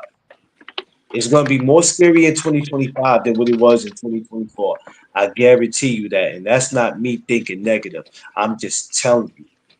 And you know how they blind you free? They blind you by putting on all these dumbass TV shows. They try to distract you with all this silly shit. They find every TV show to come up with to try to distract you from what's really going on in the world. And it's like, bruh, don't try to pull a fast one on me. I see what's going on in the world. This shit about to be real goofy out here. So y'all better. Hey, it's a man. It's a everybody in Ghana. Yeah, exactly. Damn, free, what you over there making, man? Some of this taking Nah, people I'm on trying days, to other people easy. Yeah, figure out what I'm Jason. going to make for dinner. I'm trying to figure Let me out what tell you I'm going something, to make. Jason. Let's go back to that for a second. Let's go back to that, Jason Allen. One thing I can say me and Tiff did, we didn't do exactly what we should have did, but we did what we wanted to do when we got our stimulus. And we got to enjoy ourselves. We wasn't going and buying bottles and going back to the hood like, yo, we got Parmesan. bottles on deck. Me and Tiff, Make some man, me and Tiff traveled. We make some traveled. We Parmesan enjoyed chicken. ourselves. That's what I'm gonna make. Some Me and Parmesan Tiff chicken. Me and Tiff traveled, man. We traveled. We enjoy ourselves. We went places. You know what I'm saying? We really enjoyed our time together when we had that. I'm gonna continue to not trust these unworthy. Oh yeah, BC, that's a fact. That's a fact, BC. That's a fact on top of a fact. I made chicken Alfredo with shrimp. Damn, Queen. Yeah, Man, I'm gonna Tiff, make I some. love Tiff. I'm gonna Tiff, make some Parmesan chicken today Tiff, I from love you. scratch. From Tiff, I love scratch. you. Hey, Queen, Tiff would love you. Tiff would really love you. Man, shit. Oh yeah, I made that the other day. I usually make mine with shrimp, chicken, and broccoli. I chop up some fresh broccoli, put it in there with some shrimp and chicken, and then add Yeah, the sauce to it, and then drop the noodles in it. I have My a big kids heart, eat but that shit every that's why day. they keep getting me hurt. Oh yeah, I know what you mean, BC. I have a big heart too. And it might seem like I'm a person who don't want to help people, but I do. But I also know when somebody need help and when somebody's using you. You understand? I know what it is. Because if I didn't have the heart if I didn't have the heart that I have now in my fatherhood program, I wouldn't talk to nobody. I'd be like, I graduated from my program. Why the hell I want to go talk to these fathers? I don't care nothing about them. Nobody puts a gun in my head and make me do it. I should want to do it. I should want to do it. I don't get paid to do it. I don't have to get paid to do it. I should want to do it because once upon a time that was me. Yeah, it always like me. Maybe it's just me. I mean, it might be the same for you. Um, but like me showing somebody how to do something and teaching them how to do stuff, it it brings a little more joy than actually getting money because I know I made that person a better individual by showing them how to do something they didn't know how to do before. Yeah, yeah, yeah. That's what my whole fatherhood is to talk to fathers who are going through something that I already went through. I already went through it. So why would I turn my back? You understand what I'm saying? And say, I don't want to have nothing to do with that. When you can give a father advice that could possibly save him and bring his family back together, because we need the father in the household, rather if Yeah. y'all believe that or not. I don't care how much mama say she can do. And shout outs to the mother that's doing it, especially Queen. Shout outs to you. But we need that father to be there. So why wouldn't I participate in something like that? Nobody's paying me to do it. Nobody's saying if you do this, man, I'll write no Doug Zone $100,000 check. I wouldn't do it even if they told me they'd write $100,000 check, because there's just certain things I don't take money for when you should want to do it. When you should want to do it. You shouldn't take money. All money is not good money. You understand what I'm saying? So that's just something that I do and I will continue to do. Folks don't like anybody giving me compliments. I don't give a damn what they like, we. People don't like Rufus, but they gonna see him to the day he die. Shit, I don't care what they like. Hey, I'm gonna tell you this. I'm gonna tell you this. Folks don't like us giving you compliments. I don't like folks that don't give you compliments. Ooh, ooh. Now wait a minute. Hold on, free. Damn, free. You gonna have to say that a little louder for the people in the back that didn't hear you, free. Jesus. They don't. I mean, hey, you don't like us giving her compliments. I don't like you not giving her compliments. If she do Yeah, something that you like, compliment. Ain't nothing yeah, wrong with it. Shit. I don't like Bud Crawford. I still get that man compliments when he do something right. yeah, yeah. Yeah, yeah. I don't like when you're not getting complimented, and that's the problem. This is why I say, "What up, underrated? The number one grinder, the best kept secret on social media." Go subscribe to my brother Underrated if you haven't done it. Underrated Darkness, please, y'all. Um, and this is why I say we all need to. We got to get it together, y'all. That's all I'm saying. There's gonna be some trials and tribulations. There's gonna be some humps and hurdles we're gonna have to try to get over in 2025. I'm telling y'all right now, you better wake up. Better wake up. I'm trying to I'm trying to build something that we all can benefit off. Not just no Duck Zone bit off it, but we all can benefit off it. Of course, Queen, you know we love you. Come on now, don't do that. We don't give a shit what nobody say. You know how it is with us. We not doing that.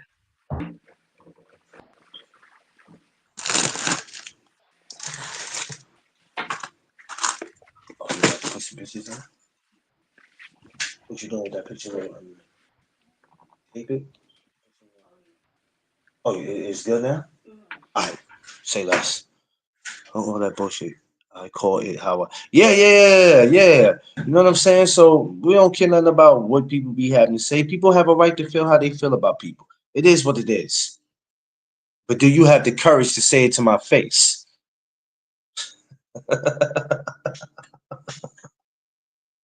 It's easy to talk about somebody. Do you have the courage? Do you have the kahunas? Come on, man. We ain't worried about that. Ain't been no. Yeah, we're not worried about that, baby. I appreciate my I don't, brother. I don't, I don't, I don't care if you say it to my face or not. I know everybody ain't gonna like me. I know that for a fact. I Well, could care less whether you I'm gonna like tell me you. or not. I'm gonna tell you, like Ti said back in the days when he was beefing with Shorty Low. Rest in peace, Shorty Low. He said at this I forgot what award show he was at. It was a award show they do down south all the time. And he said most people don't like you. And he said when you don't like me, it's probably because you don't like yourselves. Yeah. Because if you don't give a person a reason not to dislike you, how did you just off the rip? I don't like Dwayne Freeman. Well, what did Dwayne Freeman do to you? I don't like the way he laughed. Okay, hold on. What does that have to do? How does that? I mean, I don't make that make sense. I don't care what you say, man. I don't like him. All right, well, all right, cool. Then don't like him. Then you don't have a reason not to, though. Obrad said, "Our lives should be about what the government does or doesn't do. Seeing the government as your savior is a dangerous way to live. It damn sure is, oh. It is. We don't have time to be worrying about who dislikes us. Do y'all understand what we facing? Did y'all see what just happened last week? Do y'all see what we are facing? This is the time where we all must come together, but not as just Americans, but as black people. It's about to get scary out here. Y'all ain't gotta listen to me. Oh, ain't nothing. There's nothing major that's gonna happen in 2025. McLean, you over exaggerating. Okay. So y'all think these next 4 years is gonna be sweet. Heard you. Okay. We'll see how this movie goes. Just keep on thinking the way that y'all thinking. Keep on. Keep on. These next 4 years gonna be in full swing because he know he only got 4 years to do it. He already did 4 years, so he Yeah. don't have a whole 8 years to get what he want done. No. He's No. gonna be everything gonna be moving in fast motion. Why you think they were so quick to try to get the Republicans to take the Senate and the House? They know they need to move quickly. They got to move quickly. He only got 4 years. Shit gonna be moving so fast, y'all gonna be swearing that y'all. You know how when you drunk and you be like, damn, the room is spinning. Yeah, y'all niggas gonna be spinning. See, that's the reason why. That's the reason why I've been watching these. That's the reason why I've been watching these Survivor shows, nigga. I'm about to change my shit to a van life. He's about to change out the They gonna be like, this nigga D-Free is always in his van, nigga. This is my home. I changed my shit to van life. He's a van life. I ain't gonna need y'all niggas for shit, or I'm gonna be living off the grid. You gonna be like, damn, why the fuck D-Free always in the woods? Nigga, I live out here. I live off the grid. Vicky gonna be like, what the hell are we doing, Dwayne? What are we doing? You gonna have Vicky confused as Niggas, y'all hell. go ahead and keep thinking them daggone them houses and them daggone apartments gonna be there. Y'all gonna come back and your whole daggone joint gonna be a parking lot. I'm like, hold up. I know when I left Stop. this Hold morning to on go to now. work, I had a Stop. house right here. Stop. I ain't trying to laugh at Why is that. my house no longer here anymore? Stop. I'm not trying to laugh for you. You do it too. He said you gonna come back. Your shit gonna be a parking lot. It was like, man, I know when I left to go to work at 7 o'clock this morning, there was a house here. Why is it an empty lot right here? Oh shit.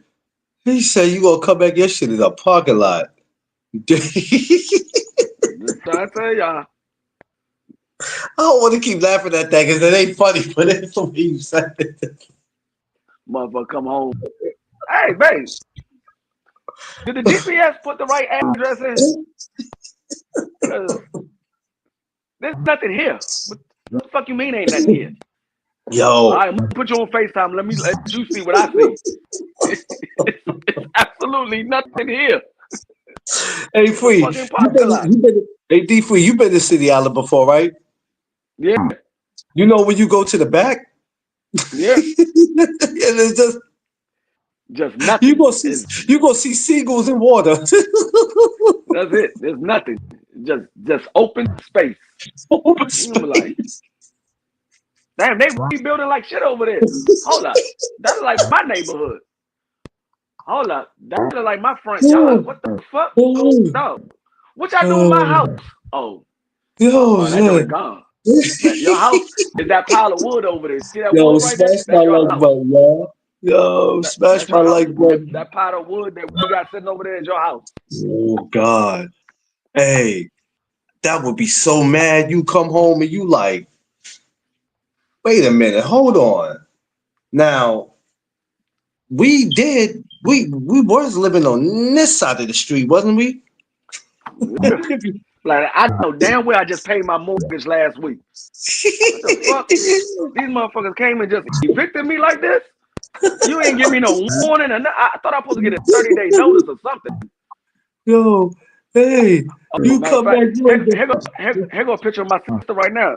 I told y'all my sister's a split image, a female version of me. Here go my sister right here. I'm gonna show you my sister. She a female version of me. Now hold on now. That's without the beer, right? Oh wow. That's us together. That was on her That's 40th birthday. wow. That's crazy. Y'all look Dominican like hell, boy. I told y'all I didn't always have this beard. You saw I had the little goatee with the chin I strap. I swear ain't you always had look this like beard. if they did the first 48, Matter of I'm fact, telling you, dude. here go a picture of me with just the goatee.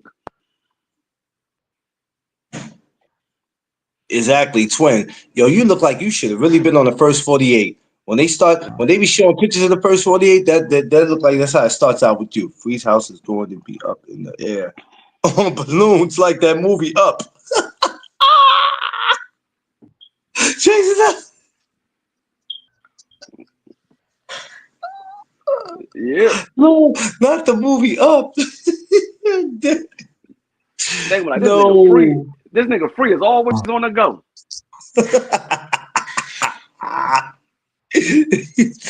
Hey, matter of fact, speaking of that, my wife just saw a 2 bedroom, 2 level mobile home.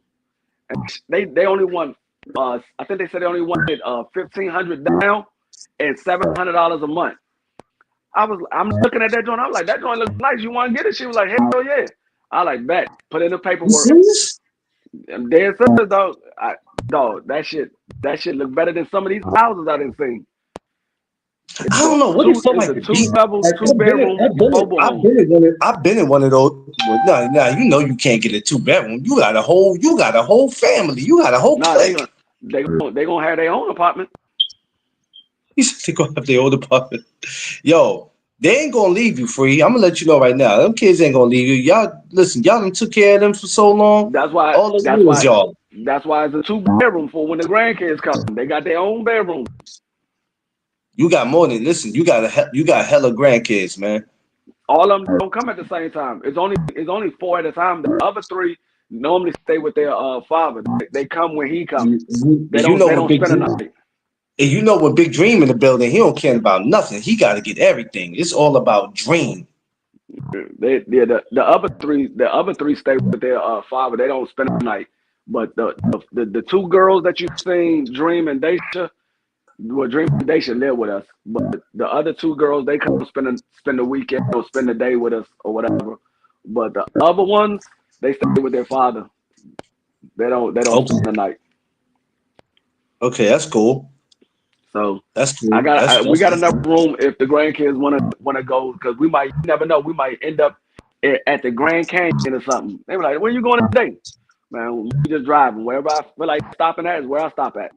how close y'all are to but when are y'all thinking about getting it? When? Yeah, when do y'all think about getting it? Like next year, late next year, something, early next year? She already put the paperwork in for it to get it now. Oh damn. They said Damn. 15. They said 1,500 Okay. down. They said 1,500 down, $700 a month, nigga. I can get that shit this Friday. As soon as Okay. I get paid, my paycheck is more than $1,500. Okay. Told y'all when y'all grow up, be just like D Free, man. Y'all gonna get that paper. My man D Free out here making moves, baby. Hey, you gotta be on point. You never know what's gonna happen in this damn world. You No, gotta and be this is what we trying to tell people now. You you know what gotta I be able mean? to you gotta be able to move at a spirit notice. Things about to get real hectic in 2025. You think it's about to be a walk in the park? Not even 2025. The next 4 years, man. I'm telling you, y'all better wake up. We keep being out here fighting towards each other, taking our anger out on each other. We just keep doing what we doing to each other like that's gonna make the world better. A lot of y'all too blind to see that. That's why it's a lot of y'all I don't even care about. And it's sorry. It feels bad when you don't care about some of your people, but it has to be like that. Some people, you know what? I get to a point where some people you just gotta turn your back on them. You gotta turn your back on them, man. Because everybody's just not gonna do the right thing, man. But us, we have to. It's our jobs too. We got to do that. We got to make sure as people that we get this shit right. What is everybody can? Yeah, everybody they damn sure can go. I don't. Hey, Pooey, I'm fine with people not going with me. There's some people I don't want to bring any damn way. To be honest with I'm you, Pooey. nah, fuck that. I'm tired of people thinking they can go with me. Nigga, I invite you. I He said said, "Did I invite we you?" were leaving. He Oh, said, when you "Did I said we, I invite thought you you?" were talking about all of us. No, I'm talking about me and my wife. When we say we, I'm talking about me and my wife, not we as a family, we as a couple. Yeah, yeah. Like, ain't nobody invite you. People don't understand that. Oh, I'm a go because I knew D Free. Stupid. I knew me and D Free, man. We used to sit at the lunch table together. I knew him. Was you ever cool with him? I mean, not really, but he knew somebody I knew. You know what I mean? But I'm like, all right, well, what does that got to do with his success? Like, what is you talking about? You sound crazy, bruh. You can only do so much for people. They have to want to. Yeah, this is what we're saying. But the world will go around acting like you owe them something. No, sir. As much stuff that happened in my life, I can sit here and say, man, they owe me this, they owe me that. Whatever happens to us in our life, there's a small percentage that we have to take responsibility for. I don't care how it turned out. At some point, as a man, you have to say, shit. I could sit here and blame the judge. I could blame the lawyer. I could blame the hood I grew up in, the household. Pops wasn't there. Moms are strung out. I watch moms bring different dudes in the house every day. I got bullied, whatever it is, whatever the case may be. However your life turned out, ladies and gentlemen, you gonna have to take some responsibility for that. Doesn't matter what happened. Society has no room for sympathy. Nobody cares about what you went through. Because I always say when you're standing in front of that judge and you're facing 25 to life, that judge ain't finna sit there and cry. Well, I'm sorry that happened, Mr. Freeman. I'm sorry that happened to you, Mr. McLean. They might apologize and say that, but guess what? You still got to do that time, baby. You got to I be got made an example. You got to be made. They got to, you know what I mean? one thing Not for only sure, that, two one thing for sure, two things for certain. If I gotta do some time, it's gonna be for a good ass reason. I'll make sure whatever time you giving me is for a good reason. I'm not you doing know what's shit. so crazy? Nowadays, your time don't like you don't even have to do anything no more that was reasonable for you to get locked up. Because now it don't even have to be reasonable no more. It's just we got to make an example out your ass. Yeah, We gonna make an example out you, and it be your first time ever doing something. We still gonna make an example out your ass, I'll and put it's it like, this way. damn, I can't get a They better break. if they ever try to make an example out of me, they better have two guards standing right beside me, two guards standing behind me, two guards standing in front of me. Because I'm gonna do like that did at the courtroom when they gave him his sentence. That nigga went right and charged the judge. I'm gonna do the exact Oh, did same you thing. see when he dove on that judge? I said that Nigga, that was I'm positive. gonna do the exact. If you try to make an example of me, I'm gonna do the exact same thing. You better have two guards in front of me, Hey, behind me, and one on each side of me. I think they gonna change that now. They gonna be a little more aware that hell no, because this dude might hear what time he getting and just dove on him. When I saw that, what was it, court cam? Yeah, they showed that on court cam, and that dude dove on. I said, damn. I said that's more time added. You know they added more time to whatever time he was getting. Oh, that's more time. He done really messed Yeah. himself up. No, he was already getting life anyway, so he was like, well, fuck it, I might as well go all out. Oh yeah, well, okay, yeah. I mean, yeah, yeah, yeah. Why not, right? How much more time you gonna give me? Double life? Nigga, I ain't got This number is one. You can yeah, give me yeah. double I all you got want number to. I one. ain't got number one. Pulls up and yeah, you know what I'm saying. But yeah, man, shouts to all the veterans, man. A lot of the stuff that we talking about, that a lot of the times y'all don't get and understand. If you just take the time to sit and listen to when we have these conversations, and we can still joke while we doing it. It's not like we sitting up here for the last 2 hours. Our faces been straight.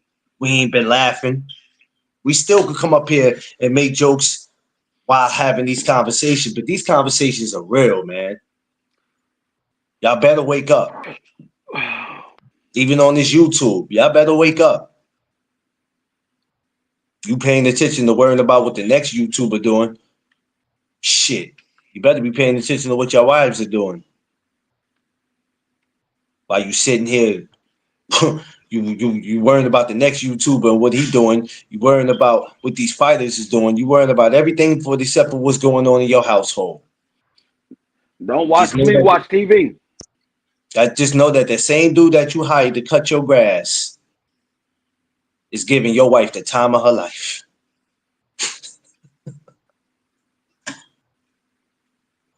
That's nasty work.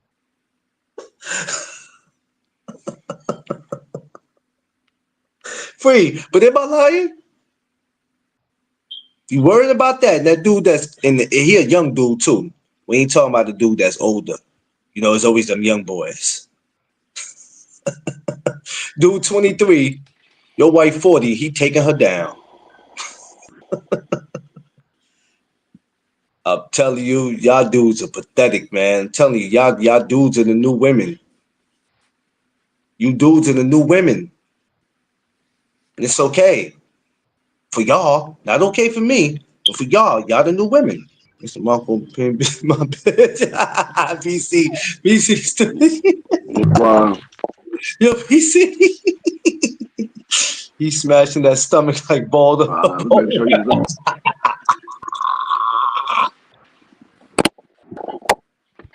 Look what, D Free, look what Josh.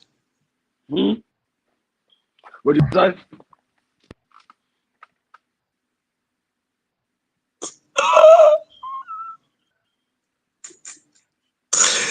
Damn. Oh, you talking about smashing his girl?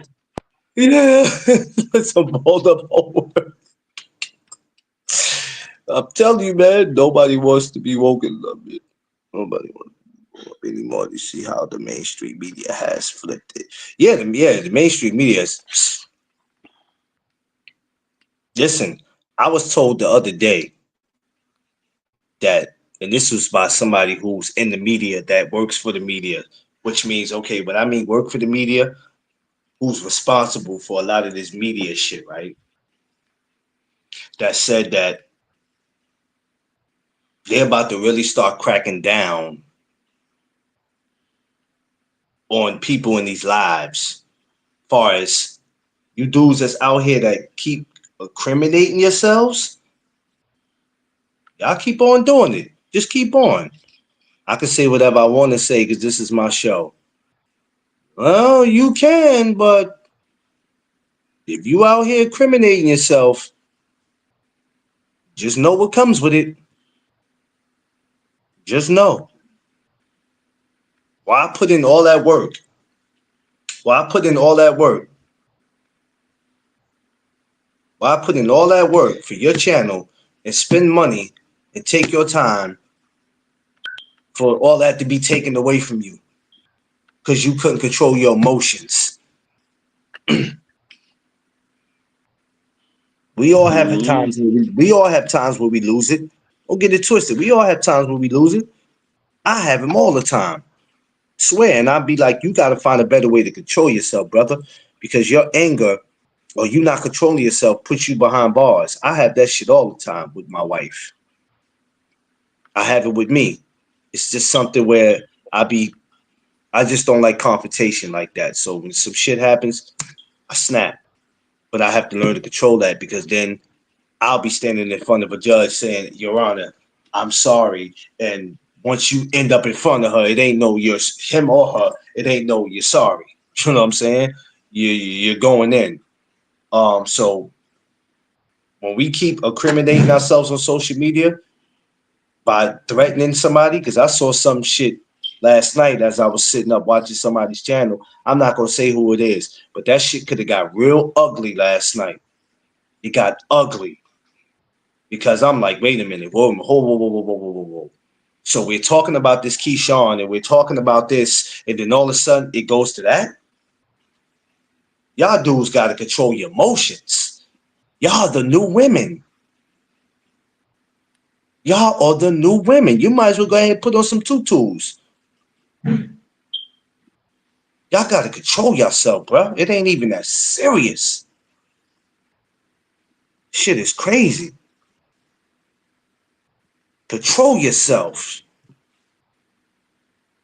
Until you have to. We got kids that need to be raised, that need to be taught about how to have courage, how to be responsible. How can we do all that? And look how we acting. You dudes are the new women. Literally. Shit is crazy. I don't understand it. And nobody sees nothing wrong with it. It's practically normal.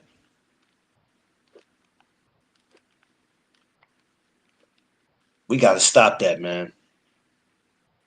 Do yourself a favor. Mm-hmm. Do yourself a favor.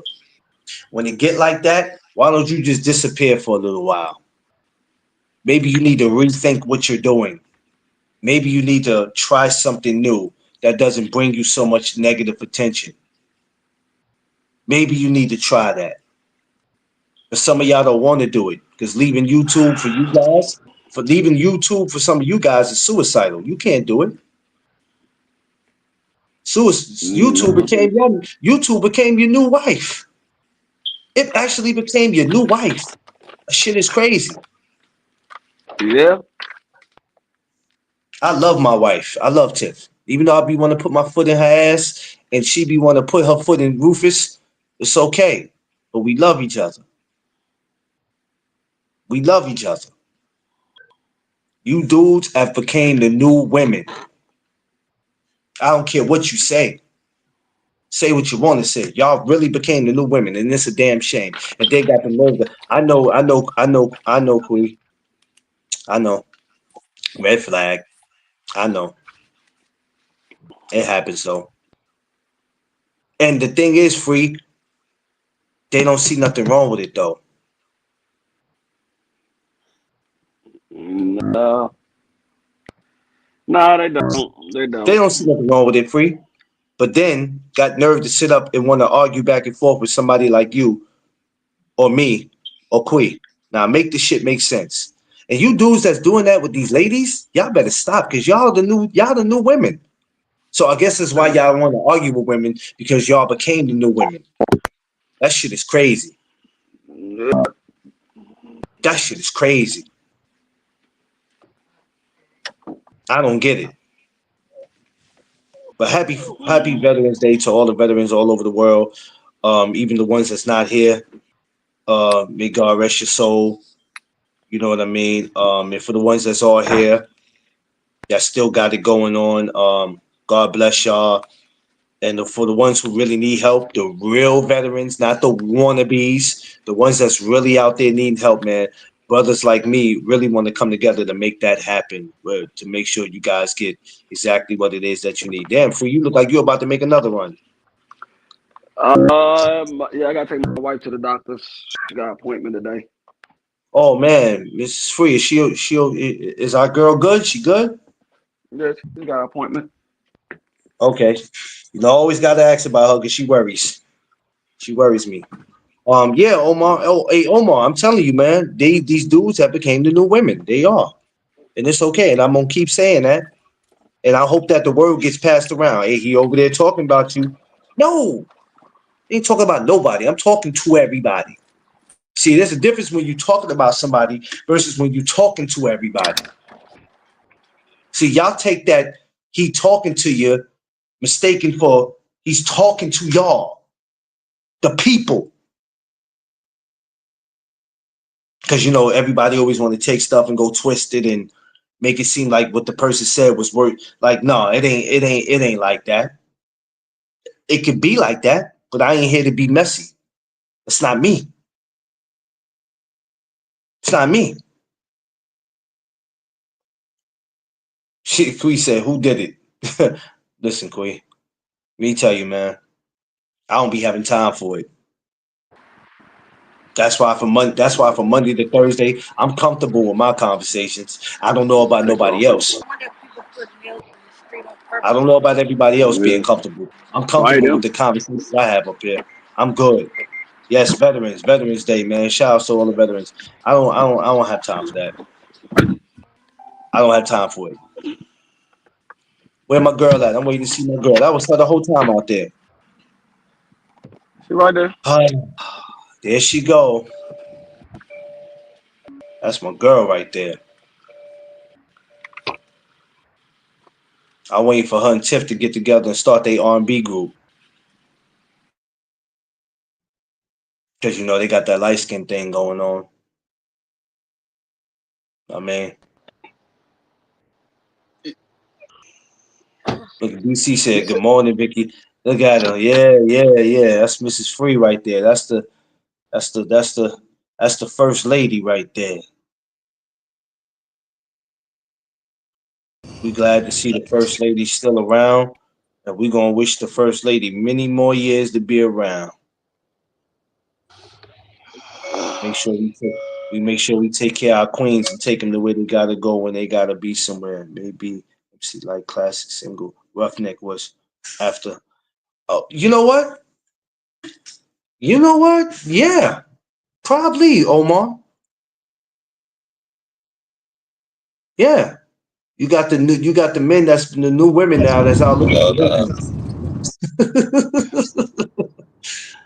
People on the Oh houses, right? man, they out here looking for Roughnecks. Happy birthday to you, sister. You've served the full. Yeah, yeah, she has. Yes, she has. Shout outs to her for doing it. What do we got? 2 hours on here. I'm not even trying to attempt to make a third hour. Not today. Tiff is home, so I'm going to spend time with my beautiful wife. We're going to sit back and we're going to kick it for the rest of the day. Who knows, man? I might come back. I might come back and mess around later on today. Um, but I'll have to find a topic or something because I'm not doing no boxing until Friday. Free, like I said, once again, happy Veterans Day, brother. Hope you enjoy the rest. Y'all enjoy your rest of your day. Be safe.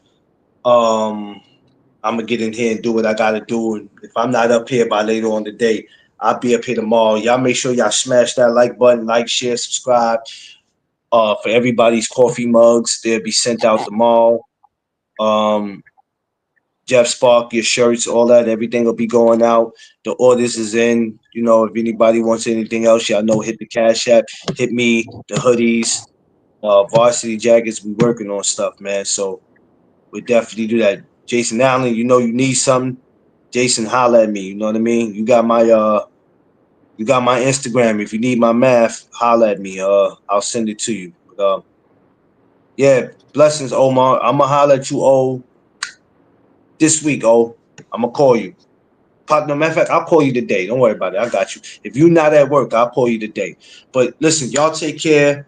I'll catch y'all later. The freeze. I'll see y'all later. Love y'all and enjoy the rest of y'all day. Y'all know what All it right. is. Doug's on podcast. Let's go.